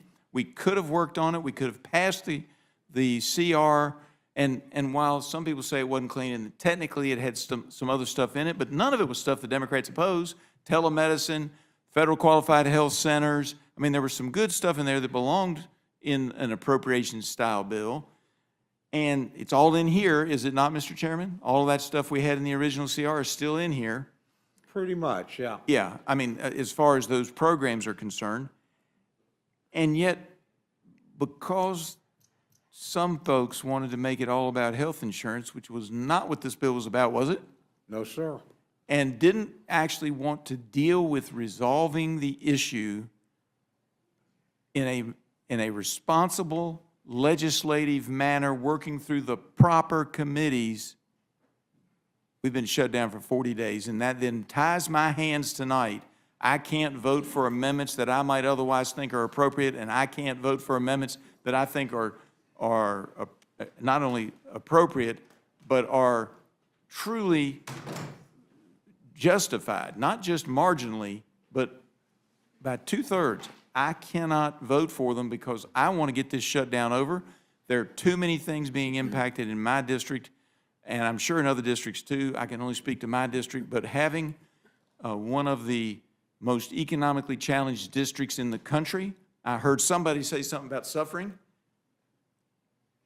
I'm just going to tell you, I looked it up, and that individual said we had to have a little suffering. They're like 29th. I'm 409th out of 435 on household income. I got enough suffering without the federal government adding to it. So I will be voting no on all the amendments. And yes, to get this thing across the finish line. But the gentleman yield, I will 1 second. I will yield to. One second, which is this. You made a stat I want to make sure everybody understands. You talked about that 15%, a number that you said was an historic number It's over the decades, it's roughly. as it relates to enrollees who don't file a claim, right? That's So you're correct. about 15%. That is for private plans, but that was also the number, give or take a percentage point, for Obamacare plans prior to the COVID subsidies, when they then bumped from 15 to now 35, 40%. Is that correct? That is my understanding, and the other thing that drives me crazy, I would say to the gentleman is that everybody talks about these subsidies, and a lot of my folks are afraid that their basic Obamacare ACA subsidies going away. That was never threatened. That was never in question. The only thing that's in question is the emergency program that was put in for a 5-year period that is the enhanced premium tax credit, not your basic ACA subsidies, the enhanced premium tax credit. With that, Madam Chair, I yield back. Thank you. Mr. Jack, you're recognized. Thank you, Chairwoman. And as the last thing between this panel and the amendment panel, I recognize that I will be brief. But I will say just from the outset, first I want to commend my colleagues' comments, and I want to commend the chairman's testimony. I also want to note, and I'm proud that Congressman Langworthy noted that it is Veterans Day, and I want to note from the outset we have 79 veterans serving in the House, Republicans and Democrats, some of whom are in the room. We thank you for your service, and we thank the millions of Americans who served in our uniform for your service on this important day. Chairman, in closing, if you could just tie everything together from this hearing, the vote tomorrow, it's a binary choice to open the government or to prolong the shutdown. And we've talked a lot about what this bill actually does, and we've heard the other side comments on what they think it does. I want to give you a chance to close out and remind everybody what this bill principally does tomorrow. Well, thank you very much for the question, and I appreciate the attitude. And honestly, I won't say tonight's hearing made me miss the Rules Committee, but it does remind me how grateful I am to all of you on both sides of the aisle for what you do here. And I mean, that's true. Look, I think it is a pretty simple choice. Tomorrow, there are parts of every bill that I don't like. If I got to write everything, then I'd love everything in it. And if I didn't have to get things through the Senate, I'd probably, but basically this is about reopening the government. You know, we got 3 bills that we broadly agree on. We don't agree on every single thing in them. There's certainly some things, but they were negotiated out mostly by the subcommittee chairs and ranking members. There were relatively few issues that went up to us. They're all either flat spending or slightly reduced. Those are 3 good bills, and in those 3 areas, they'll protect us from disruption of service for SNAP and WIC. They'll take care of our military construction. They'll make sure that the Capitol Hill Police and our staffs and people get paid through September 30th. So that's actually a good start on the appropriations process. The CR buys us back the time and then a little bit more that I would argue we've wasted in the last several weeks. Gives us to January 30th. We'll try and negotiate another package of bills, maybe 2 or 3 more. I mean, that's something the 4 corners have to get together and decide, but we're ready to negotiate on all 12 bills, with 3 across the floor, all of them out of committee. We literally, once they're out of committee, we can negotiate. We know we didn't write the final version in the deal, and if you look at our bills, they're a lot different than sometimes characterized in the press. We're not as far apart from the Democrats or from the Senate as you might think. So we'll try and get those things done. We've got some really important bills there. Defense and labor aid, probably the 2 most important to get done. But this will give us the time to do that. I would say we've gone through this process, in my opinion. Others would have a different, because we're trying to deal with things, or things have been dumped into the appropriations process that have nothing to do with it. I mean, we do not decide Medicaid. That is not our business or our wheelhouse. We do not decide the subsidy issues. Like everybody here, if you're on the relevant committee, then you're hands-on, and the rest of us have a vote when you produce a product and we go to the floor. So I'm going to have a vote on those things. They're dealt with. They don't, but you shouldn't be holding up. Neither side should. Both sides have done this over the years. So I don't, it's not like anybody's got clean hands here, but we've seen this enough. It doesn't work. You don't hold up the funding for the government to achieve an unrelated objective. We tried to do it with the repeal of Obamacare. It crashed and burned. Now, we were smart enough to get out of it in 16 days. I didn't think anybody would ever be dumb enough to go beyond 16 days. We're at 42 now. And then we tried to do it, really the administration tried to do it, over building the wall in 2018 and 19. Democrats tried to do it over DACA, didn't work. They're trying to do it now. Not going to work here either. This is just a bad strategy. Shutting down the government to achieve an unrelated objective is not likely to be successful. It has not been successful. If we pass this tomorrow, and it comes out of committee tonight, obviously you guys have the first decision, I think that hopefully puts another nail in the coffin, and we don't do this anymore. Let's just make the government run. The people that I care, they may care very much about what my friends care about on the insurance, but some of them undoubtedly do. Most of them just want to go, if I go to work, can I get paid? If I'm doing important work for the government, keeping airplanes flying or, helping our guys train for drones or whatever, I just want to get paid. Or I've got a uniform on and I'm willing to go to really bad places for my country. I'd like to know my family at home is going to get a paycheck. That's really bad. This is the day-to-day functioning of the government. And that's the choice before us. And again, you can be for these other things. I still think Obamacare was a mistake. If it had never happened, I don't think we'd be in this mess on this insurance issue. But it did happen. It passed. It passed both houses. The President of the United States signed it. We tried to repeal it. We repealed it multiple times in the House. Never could get Senate, never could get a president when we had the Senate to get it done. We came close, got to one vote in President Trump's first term, but we didn't get it done. But the point is, shutting down the government is just a bad thing. So I think we have a chance here to restore some regular order, get 3 good bills through, not perfect, but good, buy some time to get the rest, and then hopefully these other matters, which, again, the president has said he's willing to negotiate once the government's reopened. The majority leader and the speaker said, but it's not going to look exactly like it does now if it's a real negotiation. You have to remember, this subsidy wasn't negotiated in a bipartisan sense. It didn't have a single Republican vote. And again, my friends had the power to do that. They did it. Okay, fair enough. I'm not saying it was enacted by the rule or in some way contrary to the rule, but again, tomorrow's question to me, and I agree with a lot of the comments on various things here by both sides, is simply, I want to make sure that the people that go to work for the federal government get paid. I want to make sure that the government is open and functioning. I want to know when an American buys an airline ticket that that airline plane is likely to leave on time and travel safely and get there. I want people that are inspecting meat, not the most glamorous job in the world, so that my family can have a good Thanksgiving, are doing that job and getting paid to do it. This is just about operating the government and then giving us a chance to do it for the other 9 areas that we have to do. So again, I appreciate the work you guys do here, but to me, this is a binary choice, and it'll have some things in the bills that I don't like or I didn't agree with, or in one case, didn't know anything about until it was posted. Is what it is, but where I'm from, my folks want to go to work, want to do their job, and then want us to work out these other things in the appropriate way through the appropriate committees. They don't want government held hostage, and they'll get mad at me over something, but it won't be because I voted to shut the government down. I've never done that. I've never been in favor of it. I argued we were making a mistake when we've done it.